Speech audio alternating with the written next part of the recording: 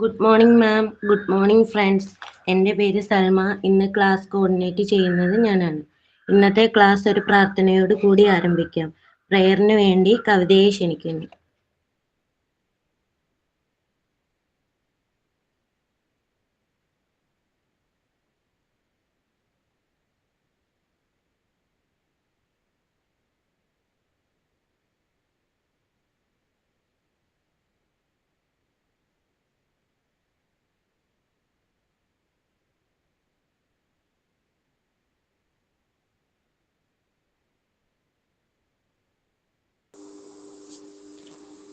Morning, ma'am.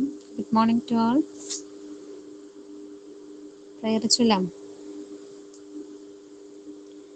എങ്ങുമിങ്ങും നിറയും വെളിച്ചമേ, N കരളിൽ കുടിയിരിക്കണമേ. എൻ്റെ പാദം ഇടറാതിരിക്കുവാൻ ഇന്നും എന്നിൽ കൃപ ചൊരിയണമേ.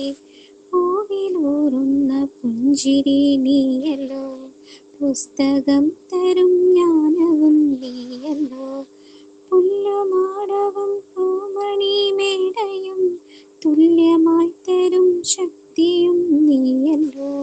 നല്ല ബുദ്ധിയായി എൻ്റെ മനസ്സിലും, നല്ല വാണിയായി നാവിൻ്റെ തുമ്പിലും, നല്ല ചെടിയായി എന്നോടെ കയ്യിലും നന്മയായി നിറഞ്ഞിരിക്കണമേ.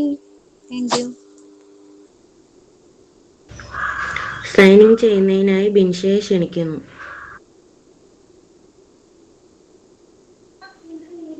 Good morning, ma'am. Good morning, friends. I have to sign in today's class. I heartily inviting Jisha ma'am and my dear friends. Thank you.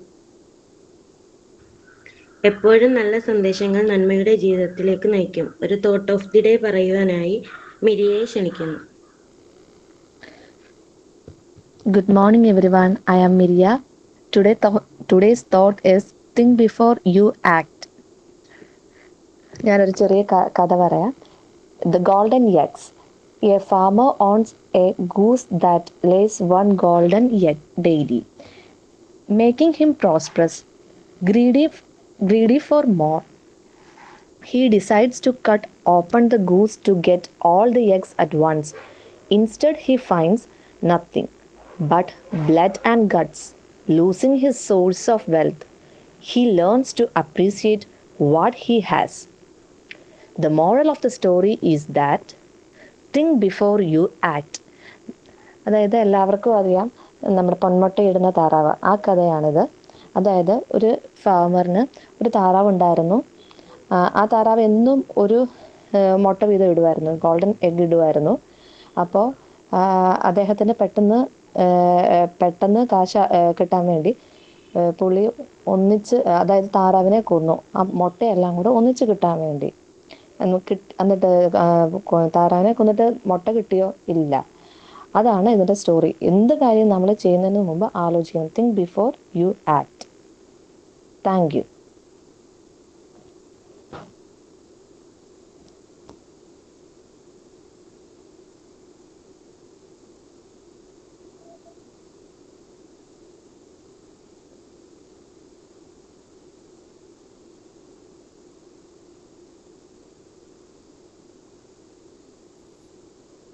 Good morning. Good morning. Good morning, ma'am. Good morning, ma'am. Morning. Good morning, ma'am. Good morning. Good morning, ma'am. Good morning, ma'am. Morning. Good morning. ഒരു very good morning to all of you. നിങ്ങളുടെ prayer sign in thought for day എല്ലാം കഴിഞ്ഞു എന്ന് വിചാരിക്കുന്നു. Yes, finished? Yes, ma'am. Okay, fine. So class തുടങ്ങിയിട്ട് ഇപ്പം നമുക്ക് എത്ര നാളായി? 1 month ആയോ? ഇല്ല, 1 month 1 month ആവും.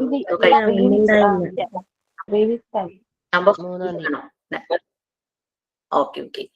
So what you feel? നിങ്ങൾക്ക് എന്ത് തോന്നുന്നു?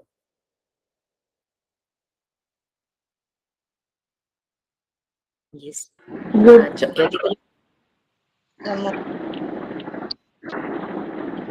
കോഴ്സ് അല്ലെങ്കിൽ ഒരു ജോബിനൊക്കെ ജോയിൻ ചെയ്ത് കഴിയുമ്പോൾ ഒരു 1 month കഴിയുമ്പോൾ നമുക്കൊരു ഫീൽ, ചിലപ്പോൾ കംഫർട്ടബിൾ ആകാം, ചിലപ്പോൾ ഡിസ്കംഫർട്ട് ഫീൽ ചെയ്യാം. എന്താണെങ്കിലും പ്ലീസ് ഷെയർ. കംഫർട്ടബിൾ തന്നെയാണ്. Okay fine. Any changes in your life? നിങ്ങളുടെ ജീവിതത്തിൽ എന്തെങ്കിലും മാറ്റങ്ങൾ വന്നോ? ലൈക്ക് നിങ്ങൾ കൂടുതൽ നിങ്ങളെ സ്നേഹിക്കാൻ തുടങ്ങിയോ? നിങ്ങൾ മറ്റുള്ളവരെ സ്നേഹിക്കാൻ തുടങ്ങിയോ? കുറെ കൂടെ ചെയ്യുന്ന കാര്യങ്ങൾ ഇഷ്ടപ്പെട്ടു തുടങ്ങിയോ? What you feel? തീർച്ചയായിട്ടും മാം. ഞാനിപ്പോ മാറ്റം വരുത്തിയത് എൻ്റെ കുട്ടികളുടെയും എന്റെയൊക്കെ ഹെൽത്തിന്റെ കാര്യത്തില് നല്ലോണം മാറ്റം വരുത്തിയിട്ടുണ്ട്. കാരണം ഞാൻ ബിസ്ക്കറ്റും ഒക്കെ കുട്ടികൾക്ക് കൊടുക്കുന്ന ആളായിരുന്നു. അതുപോലെ ചായയൊക്കെ ഒരു 4 പ്രാവശ്യമൊക്കെ കുടിക്കുന്ന ഒരാളായിരുന്നു. അതൊക്കെ നിർത്തി ഞാൻ എൻ്റെ ഹെൽത്തൊക്കെ നന്നായിട്ട് ശ്രദ്ധിക്കാൻ തുടങ്ങി. ഓൾറെഡി ഞാൻ കുറച്ചൊക്കെ സ്റ്റാർട്ട് ചെയ്തിരുന്നു. പക്ഷെ ക്ലാസ്സിൽ കയറിയതിന് ശേഷം കുറച്ചും കൂടി കോൺഷ്യസ് ആയി അതിനെക്കുറിച്ച്. കുട്ടികളെ ആയാലും ഞാൻ അതുപോലെ പറഞ്ഞ് മനസ്സിലാക്കി ഒക്കെ ചെയ്യാൻ തുടങ്ങി. അതുപോലെ തന്നെ എൻ്റെ ട്യൂഷൻ ക്ലാസ്സിലായാലും കുട്ടികളെ അതുപോലെ ഞാനിപ്പോ ഇവിടെ പഠിക്കുന്നത് അവിടെ അപ്ലൈ ചെയ്യാനായിട്ട് തുടങ്ങിയിട്ടുണ്ട്, ചെറിയ രീതിയിൽ. അതാണ് എനിക്ക് വന്ന ഭയങ്കര ഒരു മാറ്റം. ഞാൻ തന്നെ ഫീൽ ചെയ്യുന്നുണ്ട്. എനിക്ക് തന്നെ ഭയങ്കര ഒരു ഫീൽ ആയിട്ട് തോന്നുന്നുണ്ട്. Very good. വളരെ സന്തോഷം കേട്ടതിൽ. നിങ്ങളൊക്കെ എന്തെങ്കിലും കാണാനും പറ്റുന്നു പ്രതീക്ഷിക്കുന്നു.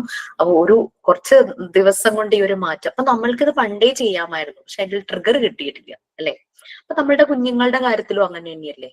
നീ എന്താ ഇങ്ങനെ ചെയ്യാത്ത? ഞാൻ ചെയ്യുന്ന കണ്ടു, അല്ലെങ്കിൽ വേറൊരു കൊച്ചിനെ കാണിച്ചിട്ട് അവൻ ചെയ്യുന്നത് കണ്ടൂടെ? അവർക്ക് ട്രിഗർ കിട്ടണം.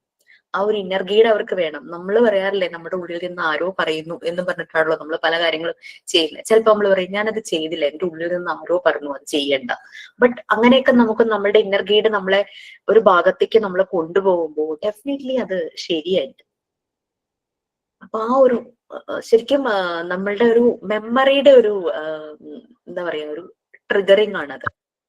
നമുക്ക് കോൺഷ്യസ് ആയിട്ടുള്ള മെമ്മറി ഉണ്ട്, അൺകോൺഷ്യസ് ആയിട്ടുള്ള മെമ്മറി ഉണ്ട്. കോൺഷ്യസ് മെമ്മറി നമ്മൾ ബോധത്തോടെ ഇരിക്കുന്ന അവസ്ഥ, അല്ലെ? ബോധവാന്മാരാണെന്ന് പറയണത്. അത് നമ്മൾ ഉറങ്ങുമ്പോൾ അതും ഉറക്കമായിരിക്കും. അതും നമ്മൾ റെസ്റ്റ് എടുക്കുന്ന ഉറങ്ങുന്ന സമയത്ത് ഈ കോൺഷ്യസ് മെമ്മറിയും റെസ്റ്റ് ആയിരിക്കും. പക്ഷെ അപ്പൊ 24 hours വർക്ക് ചെയ്യുന്ന വേറൊരാൾ അവിടെ ഇരിക്കുന്നുണ്ട്, നമ്മുടെ സബ് കോൺഷ്യസ്.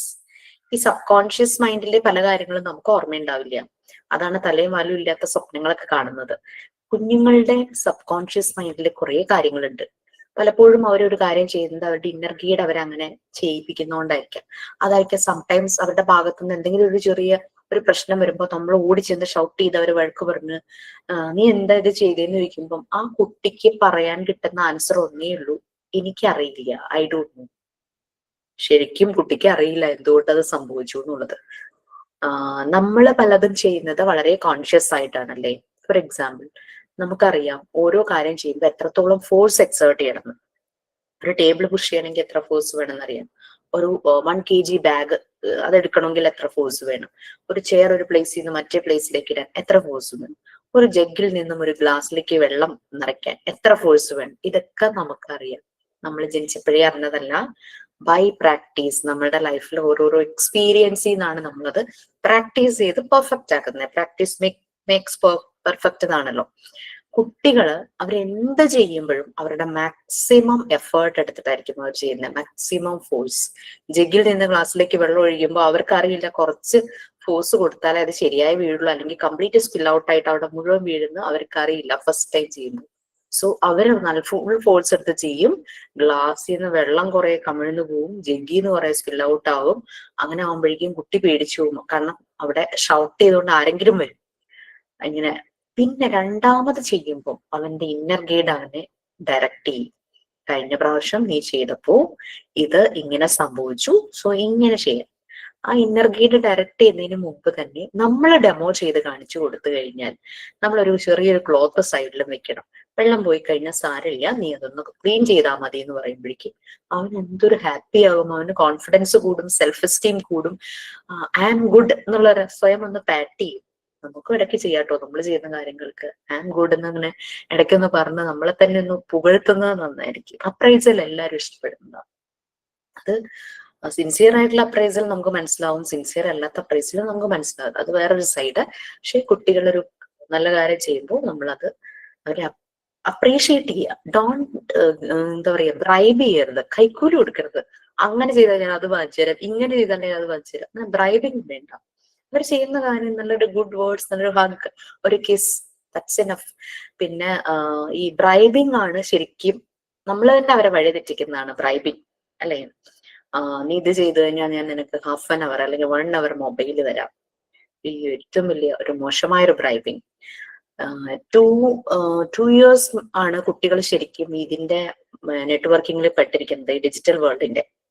ആ 2 വർഷത്തെ കുട്ടികളെ നമുക്കൊന്നും ചെയ്യാൻ പറ്റില്ല, കാരണം ഫോഴ്സ്ഫുള്ളി ഓൺലൈൻ ക്ലാസ്സുകൾ അങ്ങനെ നടക്കും. അതിൽ പെടാത്ത കുട്ടികൾ എങ്ങനെ ഇതിന്റെ നെറ്റ്വർക്കിൽ പെട്ടു? അതിന് കാരണം നമ്മൾ തന്നെ.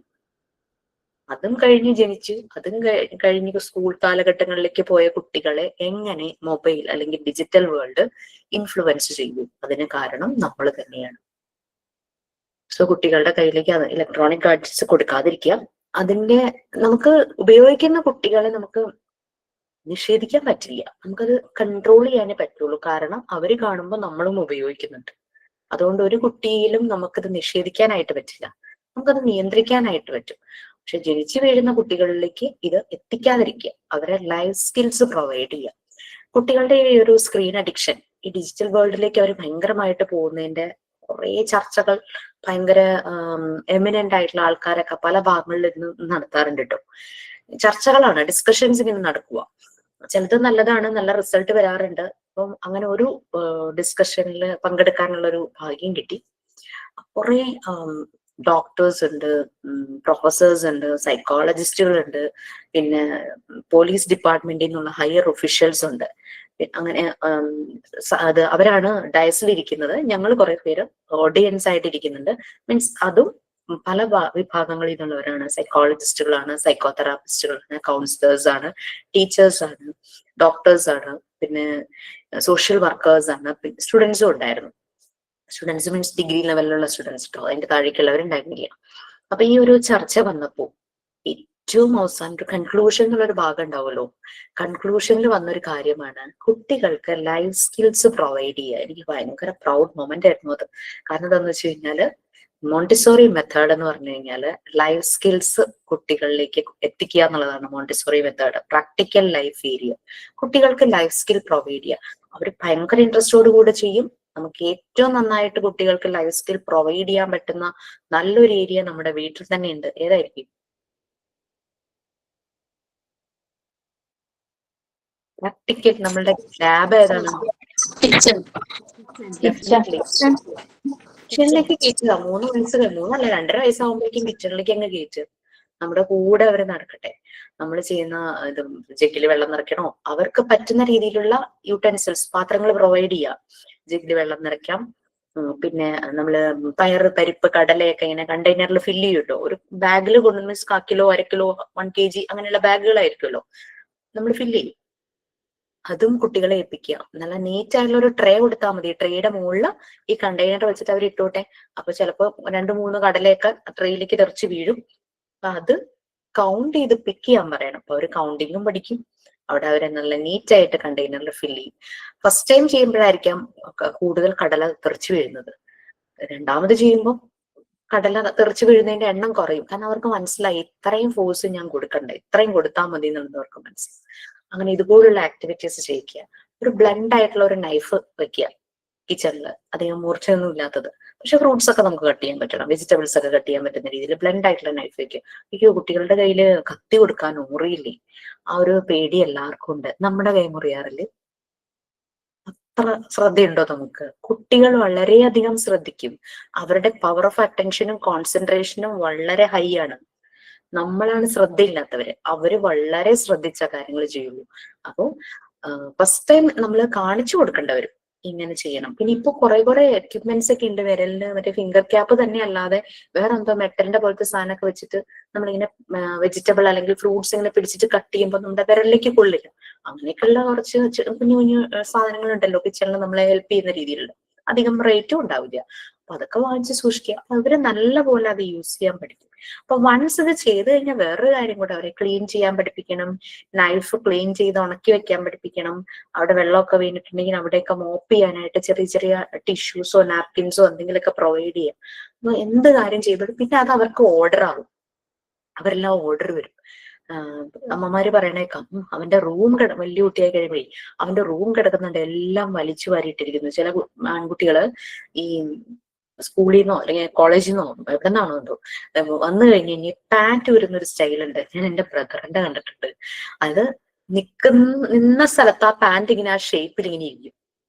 അവരത് ഊരി ഇത് ഡ്രസ്സ് വാഷ് ചെയ്യാനുള്ള നമ്മളൊരു ഇത് ബാസ്ക്കറ്റ് വെക്കുമല്ലോ, അതിലേക്ക് ഇടാൻ പോലും അവർക്ക് സമയം ഉണ്ടാവില്ല. പക്ഷെ ഇവിടെ മോനൊക്കെ ആ ബാസ്ക്കറ്റിൽ തന്നെ അങ്ങ് ഇടും. പിന്നെ വേർത്തത് മാത്രമാണ് അവൻ എന്റെ കൊണ്ടു തരുള്ളൂ. എവിടെയെങ്കിലും കൊണ്ട് വിരിച്ചു വെപ്പിക്കേണ്ടത് വേർപ്പൊക്കെ മാറി നമ്മൾ അപ്പം അലക്കുന്നില്ലെങ്കിൽ കുറെയൊക്കെ ചെയ്യും. ഭയങ്കര പെർഫെക്റ്റ് ഒന്നും അല്ല ആള്, എന്നാലും അപ്പം അത് നമ്മൾ പിന്നീട് പരാതി പറഞ്ഞിട്ട് കാര്യമില്ല. നമ്മൾ അവരെ കാണിച്ചു കൊടുത്തിട്ടില്ല what they have to do എന്നുള്ളത് അവർ അറിഞ്ഞിട്ടില്ല. അതുകൊണ്ടാണ് ഇങ്ങനെയൊക്കെ കാര്യങ്ങൾ. നമ്മൾ കുഞ്ഞു മക്കളുണ്ടെങ്കിൽ ഡെഫിനറ്റ്ലി നിങ്ങൾ നോക്കൂ. കാരണം ഇപ്പം എല്ലാവരും കൊച്ചു കുട്ടികളിലേക്കാണ് ഫോക്കസ് ചെയ്യുന്നത്.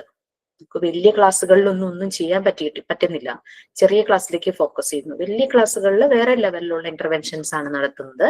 കാരണം അവിടെ നമുക്ക് പീർ ഗ്രൂപ്പ് ഇൻഫ്ലുവൻസും അഡൾട്ട്സിന്റെ ചെറിയൊരു സപ്പോർട്ടോട് കൂടിയുള്ള പീർ ഗ്രൂപ്പ് ഇൻഫ്ലുവൻസ് ആണ് വലിയ ക്ലാസ്സുകളിൽ പറ്റുള്ളൂ. കാരണം വലിയ കുട്ടികൾ അഡോളസൻസ്, അവർ കൗമാരപ്രായക്കാരെന്ന് പറഞ്ഞു കഴിഞ്ഞാൽ അവർക്ക് ഏറ്റവും വലിയ ഇമ്പോർട്ടൻസ് അവർ കൊടുക്കുന്നത്, ഈവൻ അവർ ഫാമിലിയുടെ ഒരു യൂണിറ്റ് ആണെങ്കിൽ കൂടിയും അവർ ഇൻഡിപെൻഡന്റ് ആയിട്ട് ചിന്തിക്കുന്നു, ഇൻഡിപെൻഡന്റ് ആയിട്ട് കാര്യങ്ങൾ ചെയ്യുന്നു. അവർക്ക് ഫ്രണ്ട്സ് ആണ് ഏറ്റവും മുഖ്യം. അവർ പറയുന്നതാണ് അവർക്ക് ഇമ്പോർട്ടൻസ്. അപ്പൊ നമ്മള് ഒരു ഗ്രൂപ്പിൽ നിന്നും ആ രീതിയിൽ മെസ്സേജ് കൊടുക്കാൻ പറ്റുന്ന പീർ ഗ്രൂപ്പിനെ നമ്മൾ സെലക്ട് ചെയ്യും. പിന്നെ അവരെ വെച്ചിട്ട് ഈ ബാക്കി കുട്ടികളുടെ ഇന്റർവെൻഷൻ നടത്തും. അപ്പോഴാണ് ഈ അഡോളസൻസ് കൗമാരക്കാരില് മാറ്റങ്ങൾ വരുന്നത്. പക്ഷെ ചെറിയ മക്കൾക്ക് നമ്മൾ തന്നെ അമ്മയും അച്ഛനും ആ ഒരു ഫാമിലി, അവർ സ്കൂളിലേക്ക് പോകുമ്പോൾ സ്കൂളിലെ ആ ഒരു എൻവയോൺമെന്റ്, ആ ഒരു ഫാമിലി വളരെ ഇമ്പോർട്ടന്റ് തന്നെയാണ് കുട്ടിയുടെ ഡെവലപ്മെന്റ്. അതുപോലെ തന്നെ ഗ്രോത്തിന്റെ കാര്യത്തിലും, ശരീരത്തിന്റെ വളർച്ചയാണെങ്കിലും ശരി, മനസ്സിന്റെ വളർച്ചയാണെങ്കിലും ശരി. So take care of your self and take care of others. Okay, നമുക്ക് ക്ലാസ്സിലേക്ക് പോവാം. നമ്മൾ എവിടം വരെ ആയി? യെസ്, ഹെൽത്ത് ആൻഡ് ഹൈജീൻ തുടങ്ങിയോ അതോ കഴിഞ്ഞു? എനിക്ക് ഓർമ്മയില്ല. Aims and values of health education. Importance of health education. Okay, importance of health. Value of health education. Aims and values. Okay fine. First unit കഴിഞ്ഞു. നിങ്ങൾ മോക്ക് ടെസ്റ്റ് ഒക്കെ തരാനുണ്ട് കേട്ടോ. Mock test ഒക്കെ പ്രൊവൈഡ് ചെയ്യാം. ഓക്കെ, ക്വസ്റ്റ്യൻ പേപ്പർ ഒക്കെ ready തന്നെയാണ്. Mock test ചെയ്യാൻ തുടങ്ങിയോ? ഏതെങ്കിലും ടീച്ചർമാർ തന്നിരുന്നോ? ഇല്ല മാം, ഇല്ല. No, ma'am. അതിന്റെ ഒരു മോഡൽ ഒന്ന് പറഞ്ഞുതരാം. പറ്റിയാൽ ഇന്ന് നാളെയൊക്കെ ആയിട്ട് നിങ്ങളുടെ ബാച്ചുകൾക്ക് അത് എത്തിക്കാനായിട്ട് നോക്കാം. നമുക്ക് മോക്ക് ടെസ്റ്റ് വരുന്നത് ഓരോ യൂണിറ്റ് കഴിയുമ്പോൾ യൂണിറ്റ് എടുത്ത ടീച്ചേഴ്സ് പ്രിപ്പയർ ചെയ്ത മോക്ക് ടെസ്റ്റുകളായിരിക്കും. ചിലപ്പോൾ 5, ചിലപ്പോൾ 10, അങ്ങനെ ഡിപ്പെൻസ്. ഏറ്റവും കുറവ് ക്വസ്റ്റ്യൻ വരുന്നത് എന്റെ ഭാഗത്തു നിന്നായിരിക്കും കേട്ടോ. കാരണം എനിക്ക് ഭയങ്കര മടിയാ ക്വസ്റ്റ്യൻ ഉണ്ടാക്കുന്നത്. ബിക്കോസ് ഞാൻ ക്ലാസ്സിൽ പറഞ്ഞു പോകുന്ന രീതി വെച്ചിട്ട് എനിക്ക് ക്വസ്റ്റ്യൻ ഇടാൻ തോന്നാറില്ല. പിന്നെ അതിനൊരു പരാതിയും ഒരു ബാച്ചിൽ നിന്നും വന്നിട്ടില്ല കേട്ടോ. കാരണം ദേ നോ എവറിത്തിങ്, അവർക്ക് അവരുടെ ഉള്ളിലുണ്ട്. അപ്പൊ അതുകൊണ്ട് ക്വസ്റ്റ്യൻ പഠിച്ചിട്ട് അവർക്ക് സബ്ജക്ട് മനസ്സിലാകേണ്ടതായിട്ട് ഇതുവരെയും തോന്നിയിട്ടില്ല. ഒരു കുഞ്ഞ് അഹങ്കാരമായി അതൊന്ന് പറഞ്ഞോട്ടെ, നിങ്ങളത് മാറ്റുമെന്ന് എനിക്കറിയില്ല. എനിവേ, അങ്ങനെ ക്വസ്റ്റ്യൻസ് കൂടുതൽ വേണമെങ്കിൽ എന്നോട് പറയൂ, എന്റെ സമയം അനുസരിച്ച് ഞാൻ കൂടുതൽ ഇട്ട് തരാം കേട്ടോ. No problem. Okay fine. Question multiple choice questions ആയിരിക്കും. MCQ നമുക്കറിയാം MCQ എങ്ങനെയാണെന്ന്. കൂടുതലും 4 ഓപ്ഷൻസ് ഉണ്ടാവും, ആൻസർ ഓപ്ഷൻസ്. അതിൽ നിന്നും കറക്റ്റ് ആൻസർ തിരഞ്ഞെടുക്കുക. അതിന്റെ മീനിങ് ബാക്കിയുള്ള ആൻസേഴ്സ് തെറ്റെന്നല്ല. ചിലപ്പോ തെറ്റായിരിക്കാം, ചിലപ്പോ 4ഉം ശരിയായിട്ട് നമുക്ക് തോന്നാം. അതാണ് മൾട്ടിപ്പിൾ ചോയ്സ് ക്വസ്റ്റ്യന്റെ ഒരു പ്രശ്നം അല്ലേ. വായിച്ചു നോക്കുമ്പോൾ എല്ലാ ആൻസറും ശരിയായിട്ട് തോന്നും. നമുക്ക് ഏറ്റവും കൺഫ്യൂഷൻ MCQ ആൻസർ ചെയ്യാനും. അതേസമയം ഷോർട്ട് ആൻസർ ക്വസ്റ്റ്യൻ, അങ്ങനെയൊക്കെ ഡിസ്ക്രിപ്റ്റീവ് ടൈപ്പ് ക്വസ്റ്റ്യൻ ആണെങ്കിൽ നമുക്ക് ആ ക്വസ്റ്റ്യൻ കിട്ടിക്കഴിഞ്ഞാൽ നമ്മൾ എന്തെങ്കിലും അതിനെ റിലേറ്റ് ചെയ്ത് നമ്മൾ എഴുതി വെക്കും. MCQ എന്ന് പറയുമ്പോൾ ആ ആൻസർ ഓപ്ഷൻ തെറ്റിക്കഴിഞ്ഞാൽ അത് തെറ്റി, ആ ഒരു രീതിയിലാണല്ലോ. ഫോർ എക്സാമ്പിൾ, നമ്മളിപ്പോ പറഞ്ഞു കുട്ടികളെ പലപ്പോഴും ഇൻസ്പയർ ചെയ്യുന്ന ആൾക്കാർ അവരുടെ ലൈഫില് പാരന്റ്സ് ഉണ്ടായിരിക്കും, അതർ ഫാമിലി മെമ്പേഴ്സ്, അവരുടെ സിബ്ലിങ്സ്, അവരുടെ പീർ ഗ്രൂപ്പ്, അവരുടെ ഫ്രണ്ട് സർക്കിൾ, അതുപോലെ തന്നെ ടീച്ചർ, അല്ലെ, അങ്ങനെ പലരും ഇൻസ്പയർ ചെയ്യും. പക്ഷെ ഇത് എല്ലാ കുട്ടികളുടെ കാര്യത്തിലും ശരിയാണ്. എല്ലാ കുട്ടികളെയും ഇവരെല്ലാവരും ഒരേപോലെ ഇൻസ്പയർ ചെയ്യാറുണ്ടോ? ചില കുട്ടികൾക്ക് ആ ഭാഗ്യം കിട്ടാറുള്ളൂ. ചില കുട്ടികൾക്ക് അങ്ങനെ ഒരു കണക്ഷൻ ഉള്ള ഒരു ഫാമിലി ഉണ്ടാവണമെന്നില്ല, നല്ല ഫ്രണ്ട് സർക്കിൾ ഉണ്ടാവണമെന്നില്ല, ചിലപ്പോൾ സിബ്ലിങ്സ് ഉണ്ടാകണമെന്നില്ല. എന്നായാൽ തന്നെയും അവരുമായിട്ടുള്ള കണക്ഷൻ ചിലപ്പോൾ ആവണമെന്നില്ല. അപ്പൊ നമുക്കിത് എല്ലാ കുട്ടികളിലും എല്ലാ കാലഘട്ടങ്ങളിലും ഇവരെ ഇൻസ്പയർ ചെയ്യുന്നത് നമുക്ക് പറയാൻ പറ്റില്ല. ടീച്ചർ നമ്മളെ ഇൻഫ്ലുവൻസ് ചെയ്യുന്ന ടീച്ചർമാരും ഉണ്ട്, നമ്മളെ ഇൻഫ്ലുവൻസ് ചെയ്യാത്ത ടീച്ചർമാരും ഉണ്ട്. നിങ്ങൾക്കും ഉണ്ടാവും അനുഭവങ്ങൾ. അതായത് ഒരു ടീച്ചർ എങ്ങനെയാകണം എന്ന് നമ്മൾ ഏതെങ്കിലുമൊക്കെ ടീച്ചറെ കണ്ടപ്പോൾ നമ്മളുടെ ചെറുപ്പത്തിൽ സ്കൂളിലൊക്കെ പഠിക്കുമ്പോൾ മനസ്സിലുണ്ടാവും. ടീച്ചർ ആകാൻ ആഗ്രഹം ഉണ്ടെങ്കിൽ ഞാൻ വലുതാകുമ്പോൾ ഈ ടീച്ചറെ പോലുള്ള ടീച്ചറാകും, അങ്ങനെയൊക്കെ നമ്മൾ ആഗ്രഹിച്ചിട്ടുണ്ടാവൂലേ. അതേപോലെ തന്നെ ഒരു ടീച്ചർ എങ്ങനെ ആകരുതെന്നും ചില ടീച്ചർമാർ നമ്മളെ പഠിപ്പിച്ചിട്ടുണ്ടാവും. എനിക്കിത് രണ്ടും അനുഭവം ഉണ്ട്, അതുകൊണ്ടാണ് ഞാൻ പറഞ്ഞത് ഒരു ടീച്ചർ എങ്ങനെ ആകണമെന്നും ഒരു ടീച്ചർ എങ്ങനെ ആകരുതെന്നും ഉള്ളത്. അതൊക്കെ നമ്മളുടെ ഈ ഒരു പ്രൊഫഷനെ ഏറ്റവും നമ്മളെ ഹെൽപ്പ് ചെയ്യും. നമ്മൾ പുറകിലേക്ക് ചിന്തിക്കുമ്പോൾ ഒരു ടീച്ചർ എങ്ങനെയാകണം, ഒരു ടീച്ചർ എങ്ങനെ ആകരുത് എന്നുള്ളത്. ഞാനിപ്പോ പറഞ്ഞു വന്നത് MCQ ക്വസ്റ്റ്യൻസിന്റെ കാര്യം. മറിയ മോണ്ടിസോറി പറയുന്നത് കുട്ടികളെ എപ്പോഴും നേച്ചറുമായിട്ട്, പ്രകൃതിയുമായിട്ട് കണക്ട് ചെയ്യണം. അതായത് എക്സ്പ്ലോർ ചെയ്യിക്കണം. ഔട്ട്സൈഡ് വേൾഡുമായിട്ട്. വീടിനകത്ത് കൂട്ടിലേറ്റ കിളിയെ പോലെ വളർത്തരുത്. കുട്ടികളെ പുറത്തേക്ക് കൊണ്ടുവരണം. പുറത്തുള്ള കാഴ്ചകൾ അവർ കാണണം. നോക്കിക്കഴിഞ്ഞാൽ അറിയാം, കുഞ്ഞു മക്കൾക്ക് അവർ പുറത്തു പോകാൻ ഭയങ്കര ഒരു ആഗ്രഹമാണ്, വെമ്പൽ, അങ്ങനെ ഒരു ഭയങ്കര പ്രതീക്ഷയാണ്. പുറത്തേക്ക് ചാടാനുള്ള ഭയങ്കര പ്രതീക്ഷയാണ്. അവർക്ക് പുറത്തെ ലോകം കാണണം. ഉറുമ്പിനെ കാണും, ബട്ടർഫ്ലൈനെ കാണും, കുഞ്ഞു കുഞ്ഞു കിളികളെ കാണും, പൂക്കൾ കാണും, ഇല കാണും. അങ്ങനെ കളറുള്ളതിനൊക്കെ ഇവർ നോക്കും. ഇവരുടെ എല്ലാ സെൻസസും യൂസ് ചെയ്തിട്ടാണ് ഇവരുടെ ലേണിംഗ് പ്രോസസ് നടക്കുന്നത്, ഇവർ കാര്യങ്ങൾ പഠിക്കുന്നത്. പിന്നെ അതെല്ലാം അവരൊരു ഓർഡർ ആക്കും. അവരുടെ മനസ്സിലൊരു ഓർഡർ ഉണ്ടാവും. ഇപ്പൊ മോർണിംഗ് അവർ എണീക്കുമ്പോൾ അവർ ദിവസവും കാണുന്ന ചില കാഴ്ചകൾ ഉണ്ടാവുമായിരിക്കും. ഏതെങ്കിലും കിളി വന്ന് നിൽക്കണതോ, അങ്ങനെ അല്ലെങ്കിൽ പൂച്ച കരയണതോ, എന്തെങ്കിലുമൊക്കെ അവരുടെ മനസ്സിലുണ്ടാവും. അപ്പൊ എവരി ഡേ അവർ എണീക്കുമ്പോൾ ഈ ഒരു ഓർഡർ, അല്ലെങ്കിൽ അവരുടെ പപ്പ ഓഫീസിൽ പോകുന്നു, ചേച്ചി സ്കൂളിൽ പോകുന്നു, വൈകുന്നേരം ഇത്ര മണിയാവുമ്പോഴേക്കും പപ്പയുടെ വണ്ടിയുടെ ശബ്ദം കേൾക്കുന്നു, ഓടി ഫ്രണ്ടിലേക്ക് ചെല്ലുന്നു. അപ്പൊ അവരുടെ മനസ്സിൽ ആ ഓർഡറാണ്. രാവിലെ ഇത് നടക്കും, ഉച്ചയ്ക്ക് ഇത് നടക്കും, വൈകുന്നേരം ഇത് നടക്കും. അങ്ങനെ മറിയ മോണ്ടിസോറി പറയുന്നത് കുട്ടികളെ റിയാലിറ്റിയുമായിട്ടും നേച്ചറുമായിട്ടും പ്രകൃതിയുമായിട്ട്, റിയാലിറ്റി എന്ന് പറഞ്ഞാൽ യഥാർത്ഥ കാര്യങ്ങളുമായിട്ട്, ഫാന്റസി ഇല്ലാത്ത കാര്യങ്ങളുമായിട്ട് ഒരിക്കലും കണക്ട് ചെയ്യരുതെന്നാണ് മറിയ മോണ്ടിസോറി പറയുന്നത്. അതായത് നമ്മൾ ഈ ചില കെട്ടുകഥകളൊക്കെ പറഞ്ഞു കൊടുക്കില്ലേ, അങ്ങനെ പറഞ്ഞു കൊടുക്കരുത് എന്നാണ് മറിയ മോണ്ടിസോറി പറയുന്നത്. ഈവൻ തോ നമ്മളും ചെറുപ്പത്തിൽ കുറെ ഫാന്റസി സ്റ്റോറീസ് ഒക്കെ കേട്ടിട്ടുണ്ട്, എൻജോയ് ചെയ്തിട്ടുണ്ട്. എനിക്ക് ഇപ്പോഴും ഇഷ്ടാട്ടോ, ഇല്ലാന്ന് ഞാൻ പറഞ്ഞില്ല. Cinderella, snow white, Alice in Wonderland. Alice in Wonderland ഇങ്ങനെ വായിച്ചിട്ടുമുണ്ട്. കുറെ നാളുകൾക്ക് ശേഷം വലുതായപ്പോ മൂവി കണ്ടിട്ടുണ്ട്. മൂവി കണ്ടതിനേക്കാളും എനിക്ക് ആ വായിച്ച സമയത്തെ കാര്യങ്ങൾ ഓർമ്മ. അന്ന് ചെറിയ കുട്ടിയാ, സ്കൂളില് ചെറിയ ക്ലാസ്സിൽ, എലമെന്ററി ക്ലാസ്സുകളിലോ 4ലോ 5ലോ പഠിക്കുന്ന സമയം വായിച്ചപ്പോ ഞാനും ഇങ്ങനെ ആലീസിന്റെ കൂടെ പോവുമായിരുന്നു. അപ്പൊ മറിയ മോണ്ടിസോറി പറയുന്നത് ഇങ്ങനെയുള്ള കഥകൾ നമ്മൾ കുട്ടികൾക്ക് പറഞ്ഞു കൊടുക്കുമ്പോൾ അവരും ആ ഒരു ഫാന്റസി വേൾഡിലേക്കായി പോകും. പക്ഷെ നമ്മളുടെ കാലഘട്ടത്തിൽ നമ്മൾ അങ്ങനെ ഒരു കഥ കേട്ടിട്ട് ഫാന്റസി വേൾഡിൽ അങ്ങനെ ആയി പോയിട്ടൊന്നുമില്ല. നമ്മൾ ഇവിടുന്ന് പുറത്തേക്ക് പെട്ടെന്ന് തന്നെ വന്നിട്ടുണ്ട്. പക്ഷെ ഇപ്പോഴത്തെ മക്കൾ അത് വരുന്നില്ല എന്നാണ് മനസ്സിലായിട്ടുള്ളത്. 19th സെഞ്ച്വറിയില് മറിയ മോണ്ടിസോറി ഈ മെത്തേഡ് ഡിസൈൻ ചെയ്തപ്പോൾ അവർക്ക് എന്ത് ഇൻസൈറ്റ് ആയിരുന്നു. പ്രത്യേകിച്ചും അവരൊരു യൂറോപ്യൻ കൺട്രിയിലായതുകൊണ്ട് അവിടെ കുട്ടികള് ഭയങ്കരമായിട്ട് ഇൻഡിപെൻഡന്റ് ആക്കുന്നുണ്ട് പാരന്റ്സ്. അപ്പം ചിലപ്പോൾ കുട്ടികൾ വീട്ടിൽ ഒറ്റയ്ക്കായിരിക്കും കുറെ സമയം. ആ സമയത്ത് ഇവരുടേതായ ഒരു ലോകത്തിലേക്ക് പോകും. അതുകൊണ്ടായിരിക്കാം മോണ്ടിസോറി കൂടുതൽ, അത് നമ്മുടെ ട്രെയിനി പറഞ്ഞ കേട്ടോ, അങ്ങനെ യൂറോപ്യൻ കൺട്രീസിലെ കുട്ടികൾ കൂടുതലും നമ്മളുടെ ഒരു ഫാമിലി കൾച്ചറോ രീതികളോ ഒന്നും അല്ലല്ലോ. അവർ നമ്മുടെ ജോയിന്റ് ഫാമിലി ഉണ്ടാകും, മീൻസ് ഇവൻ ഗ്രാൻഡ് പാരന്റ്സ് ഒക്കെ നമ്മുടെ കൂടെ ആയിരിക്കും. At least even uncle aunty cousins ഒന്നും ഇല്ലെങ്കിൽ പോലും അവർ അടുത്തുണ്ടാകും, അല്ലെങ്കിൽ എന്തെങ്കിലും കാര്യങ്ങൾക്ക് എപ്പോഴൊക്കെ വരും, കാണും, അങ്ങനെയൊക്കെ ഉണ്ടാവും. ഈ യൂറോപ്യൻ കൺട്രീസിൽ വൺസ് മാരേജ് ആയിക്കഴിഞ്ഞാൽ, അല്ലെങ്കിൽ 18 years ആയിക്കഴിഞ്ഞാൽ ഇവർ സെപ്പറേറ്റ് ഒറ്റയ്ക്ക് താമസിക്കുക. ആ ഒരു രീതിയാണ്. അച്ഛൻ അമ്മ പാരന്റ്സ് കൂടെ ഉണ്ടാകുന്ന ഒരു രീതി വളരെ കുറവാണ്. അപ്പൊ അതുകൊണ്ടായിരിക്കാം മോണ്ടിസോറി പറയുന്നത് കുട്ടികൾക്ക് എപ്പോഴും റിയൽ സ്റ്റോറീസ് പറഞ്ഞു കൊടുക്കുക, റിയാലിറ്റിയുമായിട്ട് കണക്ട് ചെയ്യുക, അവരെ ഫാന്റസി വേൾഡിലേക്ക് വിടരുതെന്ന് പറയുന്നത്. എനിവേ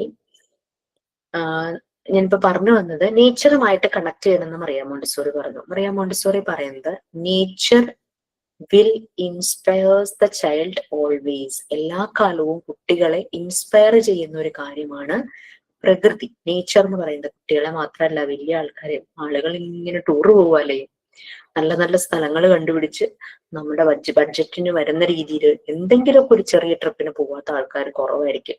വെക്കേഷൻസ് വരുമ്പോൾ, ഒരു വീക്കെൻഡ്സ് ആവുമ്പോൾ എവിടെയെങ്കിലും കൂടുന്നു, എന്തെങ്കിലും ഫുഡ് എക്സ്പ്ലോർ ചെയ്യാൻ പോകുന്നു, അങ്ങനെ ഇങ്ങനെയൊക്കെ പോകുന്നുണ്ട്. അപ്പം ഓൾവേസ് നമ്മളുടെ ലൈഫിൽ നമ്മളെ ഇൻസ്പയർ ചെയ്യുന്ന, എപ്പോഴും ഇൻസ്പയർ ചെയ്യുന്നത് നേച്ചർ തന്നെയാണ്. അപ്പോൾ ഞാൻ കൊടുക്കുന്ന ഒരു ക്വസ്റ്റ്യൻ ആണ്. ടെക്സ്റ്റിൽ ആകെ nature will inspire the child അങ്ങനെ ഒരു സെന്റൻസ് മാത്രമേ ഉള്ളൂ. ഞാൻ കൊടുക്കുന്ന question according to doctor Montessori dash will inspire the child. അതിൽ ഓപ്ഷൻസ് ഉണ്ട്. നേച്ചർ, പാരന്റ്സ്, പിയർ ഗ്രൂപ്പ് അങ്ങനെയൊക്കെ പറഞ്ഞ ഓപ്ഷൻസ് കൊടുത്തിട്ടുണ്ട്. അപ്പൊ നമ്മൾ ചിന്തിച്ചാൽ ഇവരൊക്കെ ഇൻസ്പയർ ചെയ്യുന്നുണ്ട്, പക്ഷെ ഓൾവേസ് ഇൻസ്പയർ ചെയ്യുന്ന ആള് നേച്ചറാണ്. അതുകൊണ്ടാണ് പറഞ്ഞത് MCQ എല്ലാ ആൻസേഴ്സും നമുക്ക് ചിലപ്പോ ഒരേപോലെ തോന്നും, ശരിയാണെന്ന് തോന്നും. ശരിയായ ഉത്തരം തിരഞ്ഞെടുക്കുക എന്ന് പറഞ്ഞല്ലേ നമ്മൾ കുഞ്ഞിലെ പഠിച്ചിട്ടുള്ളത്. ഇതിന്റെ ആൻസേഴ്സ് ചോദിക്കുമ്പോൾ ഏറ്റവും ശരിയായ ഉത്തരം ആപ്റ്റ് ആയിട്ടുള്ളത് എഴുതുക എന്നുള്ളതാണ്. അല്ലാതെ ഇതും ശരിയല്ലേ എന്ന് പറഞ്ഞു കഴിഞ്ഞാൽ നമുക്ക് ഇത്രേ പറയാനുള്ളൂ ആപ്റ്റ് ആയിട്ടുള്ളത്. അപ്പൊ ഇങ്ങനെയായിരിക്കും. അപ്പൊ നിങ്ങൾക്ക് ഒരു ഗൂഗിൾ ഫോമിന്റെ ലിങ്ക് ആയിരിക്കും തരുന്നത്. നിങ്ങളുടെ ക്ലാസ് റൂമിൽ ഷെയർ ചെയ്യും മോക്ക് ടെസ്റ്റിന്റെ. അത് ക്ലിക്ക് ചെയ്യുന്നത് ഈ ക്വസ്റ്റ്യൻ ഇങ്ങനെ വരും. ഗൂഗിൾ ഫോം ഒക്കെ ഫില്ല് ചെയ്തൊക്കെ പരിചയമുള്ളവർക്ക് മനസ്സിലായിട്ടുണ്ടാവും. അപ്പൊ ഓരോരോ ക്വസ്റ്റ്യൻ ആയിട്ട് ഈ ഓപ്ഷൻസും ഉണ്ടാകും. എന്നിട്ട് നമ്മൾ ഓപ്ഷൻ ക്ലിക്ക് ചെയ്യാം. ക്ലിക്ക് ചെയ്ത് കഴിഞ്ഞിട്ട് ക്വസ്റ്റ്യൻ തീരുമ്പോഴേക്കും സബ്മിറ്റ് എന്നുള്ള ഓപ്ഷൻ ഉണ്ടാവും. സബ്മിറ്റ് ചെയ്യുമ്പോൾ അപ്പൊ തന്നെ നിങ്ങൾക്ക് നിങ്ങളുടെ സ്കോർ അറിയാൻ പറ്റും. മോക്ക് ടെസ്റ്റിന് 1 മാർക്കാണ് ഓരോ ആൻസേഴ്സ്. ഇപ്പൊ 10 ക്വസ്റ്റ്യൻ ഉണ്ടെങ്കിൽ 10 മാർക്സ് അവിടെ സ്കോർ വരും. ഇനി അതല്ല തെറ്റിപ്പോയി, നോ പ്രോബ്ലം. നിങ്ങൾ നല്ലതുപോലെ ആ ടോപ്പിക് മനസ്സിലാക്കിയിട്ട് വീണ്ടും ഒന്നുകൂടെ അറ്റംപ്റ്റ് ചെയ്യുക. അങ്ങനെ പലതവണ നമുക്ക് പ്രാക്ടീസ് ചെയ്യാനുള്ള ഒരു ഓപ്ഷൻ മോക്ക് ടെസ്റ്റുകളിലുണ്ട്. എക്സാം വരുമ്പോൾ കുറച്ച് വ്യത്യസ്തമാണ്. സെയിം പാറ്റേൺ തന്നെ, ഇതുപോലുള്ള ഒരു ഗൂഗിൾ ഫോം തന്നെ നമുക്ക് ക്ലിക്ക് ചെയ്ത് ചെയ്യുന്നതാണ്. പക്ഷെ എക്സാം ആകുമ്പോൾ നമ്മൾ പറഞ്ഞിരിക്കുന്ന ഡേയിൽ പറഞ്ഞിരിക്കുന്ന ടൈമിൽ തന്നെ അറ്റൻഡ് ചെയ്യണം. അത് വീഡിയോ ഓൺ ചെയ്ത് അറ്റൻഡ് ചെയ്യണം. അതിനൊക്കെയുള്ള ഇൻസ്ട്രക്ഷൻസ് പിന്നെ തരും. അവിടെ നമുക്ക് ഒരു ക്വസ്റ്റ്യന് 2 മാർക്സ് ആണ്. നിങ്ങൾ സബ്മിറ്റ് ചെയ്യുമ്പോൾ നിങ്ങൾക്ക് സ്കോർ കാണാൻ പറ്റില്ല, പക്ഷെ നിങ്ങളുടെ റെസ്പോൺസ് അവിടെ ആയിട്ടുണ്ടാകും, പക്ഷെ സ്കോർ കാണാൻ പറ്റില്ല. സ്കോർ നമ്മൾ റിസൾട്ട് അനൗൺസ് ചെയ്യുന്ന സമയത്ത് മാത്രമേ സ്കോർ അറിയാൻ പറ്റുള്ളൂ. എക്സാം കഴിഞ്ഞ ഉടനെ തന്നെ സ്കോർ അറിയാൻ പറ്റില്ല.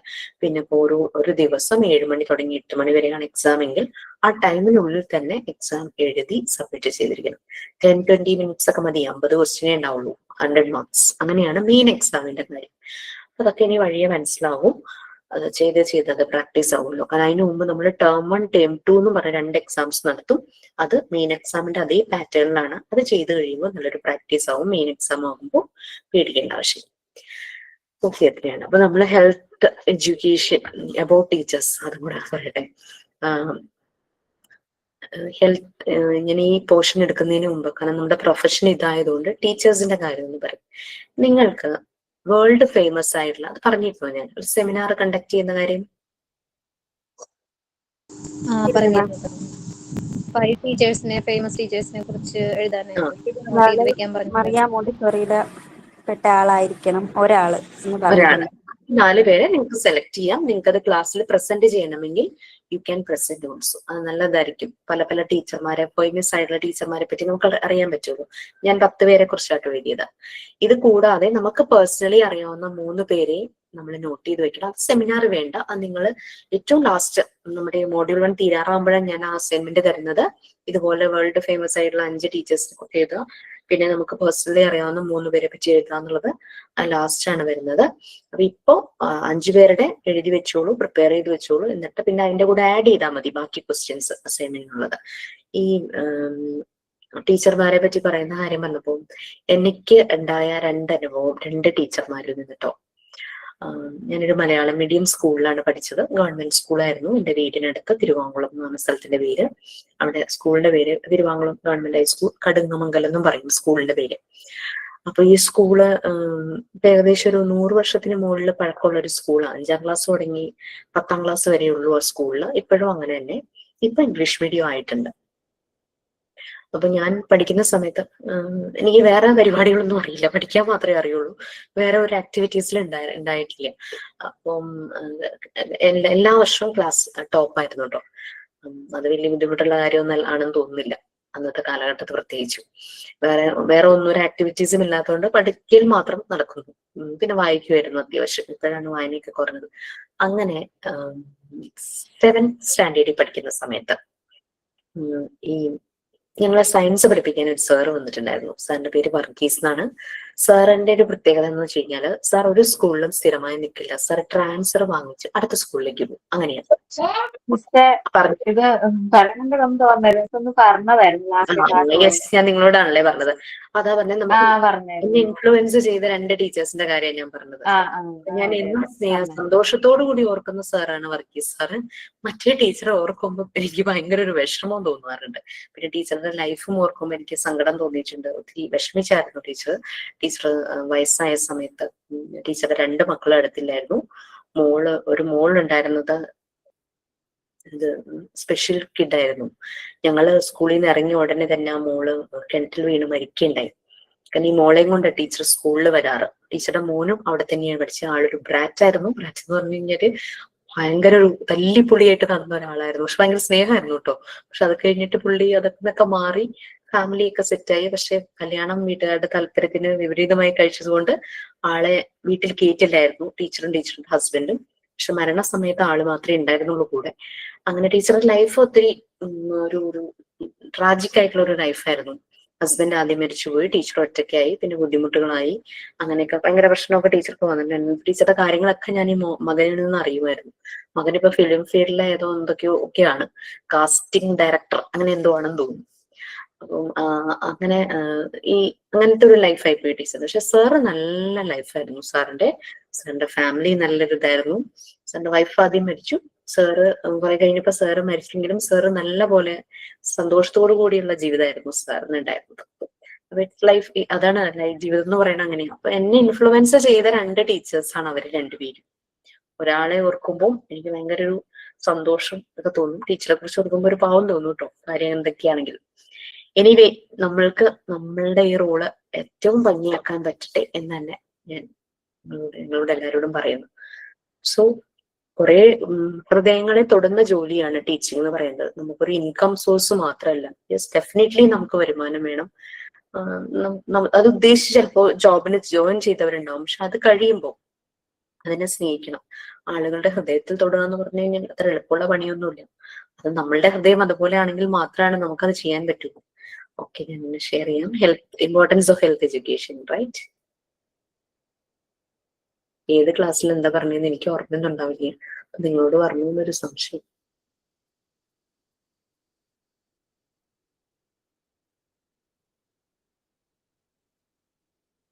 Teacher AIIMS and value of health education അതിന്റെ 2ാമത്തെ പോയിന്റ് വരെ പറഞ്ഞു. ഓക്കെ,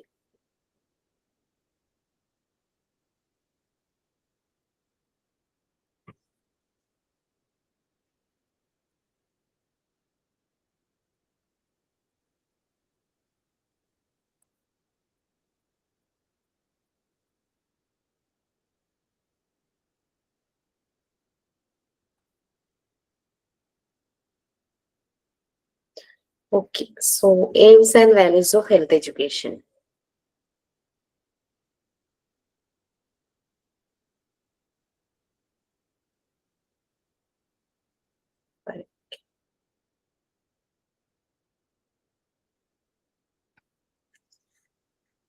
ഹെൽത്ത് എഡ്യൂക്കേഷൻ എന്താണ് മീൻസ് ആ ഒരു ഗോള് സെറ്റ് ചെയ്യുന്നത്, മീൻസ് എന്തിലേക്കൊക്കെ എത്തണം, അതിന്റെ ഇമ്പോർട്ടൻസ്, അതാണ് ഹെൽത്ത് എഡ്യൂക്കേഷനിൽ നമ്മൾ ഇനി പറയാൻ പോകുന്നത്. ഫസ്റ്റ് വൺ നമ്മൾ ഓൾറെഡി പറഞ്ഞിരുന്നു.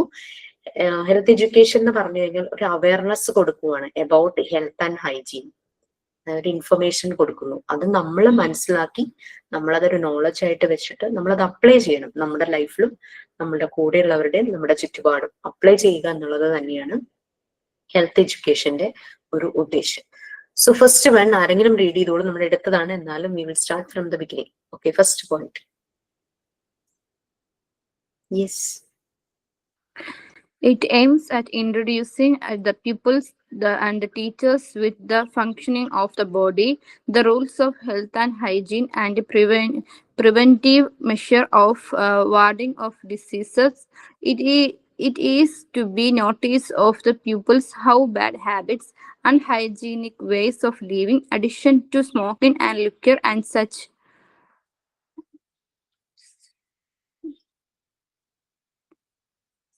unhealthy practices result in wrong consequence, betterment of human relationship, particularly from the standpoint of health.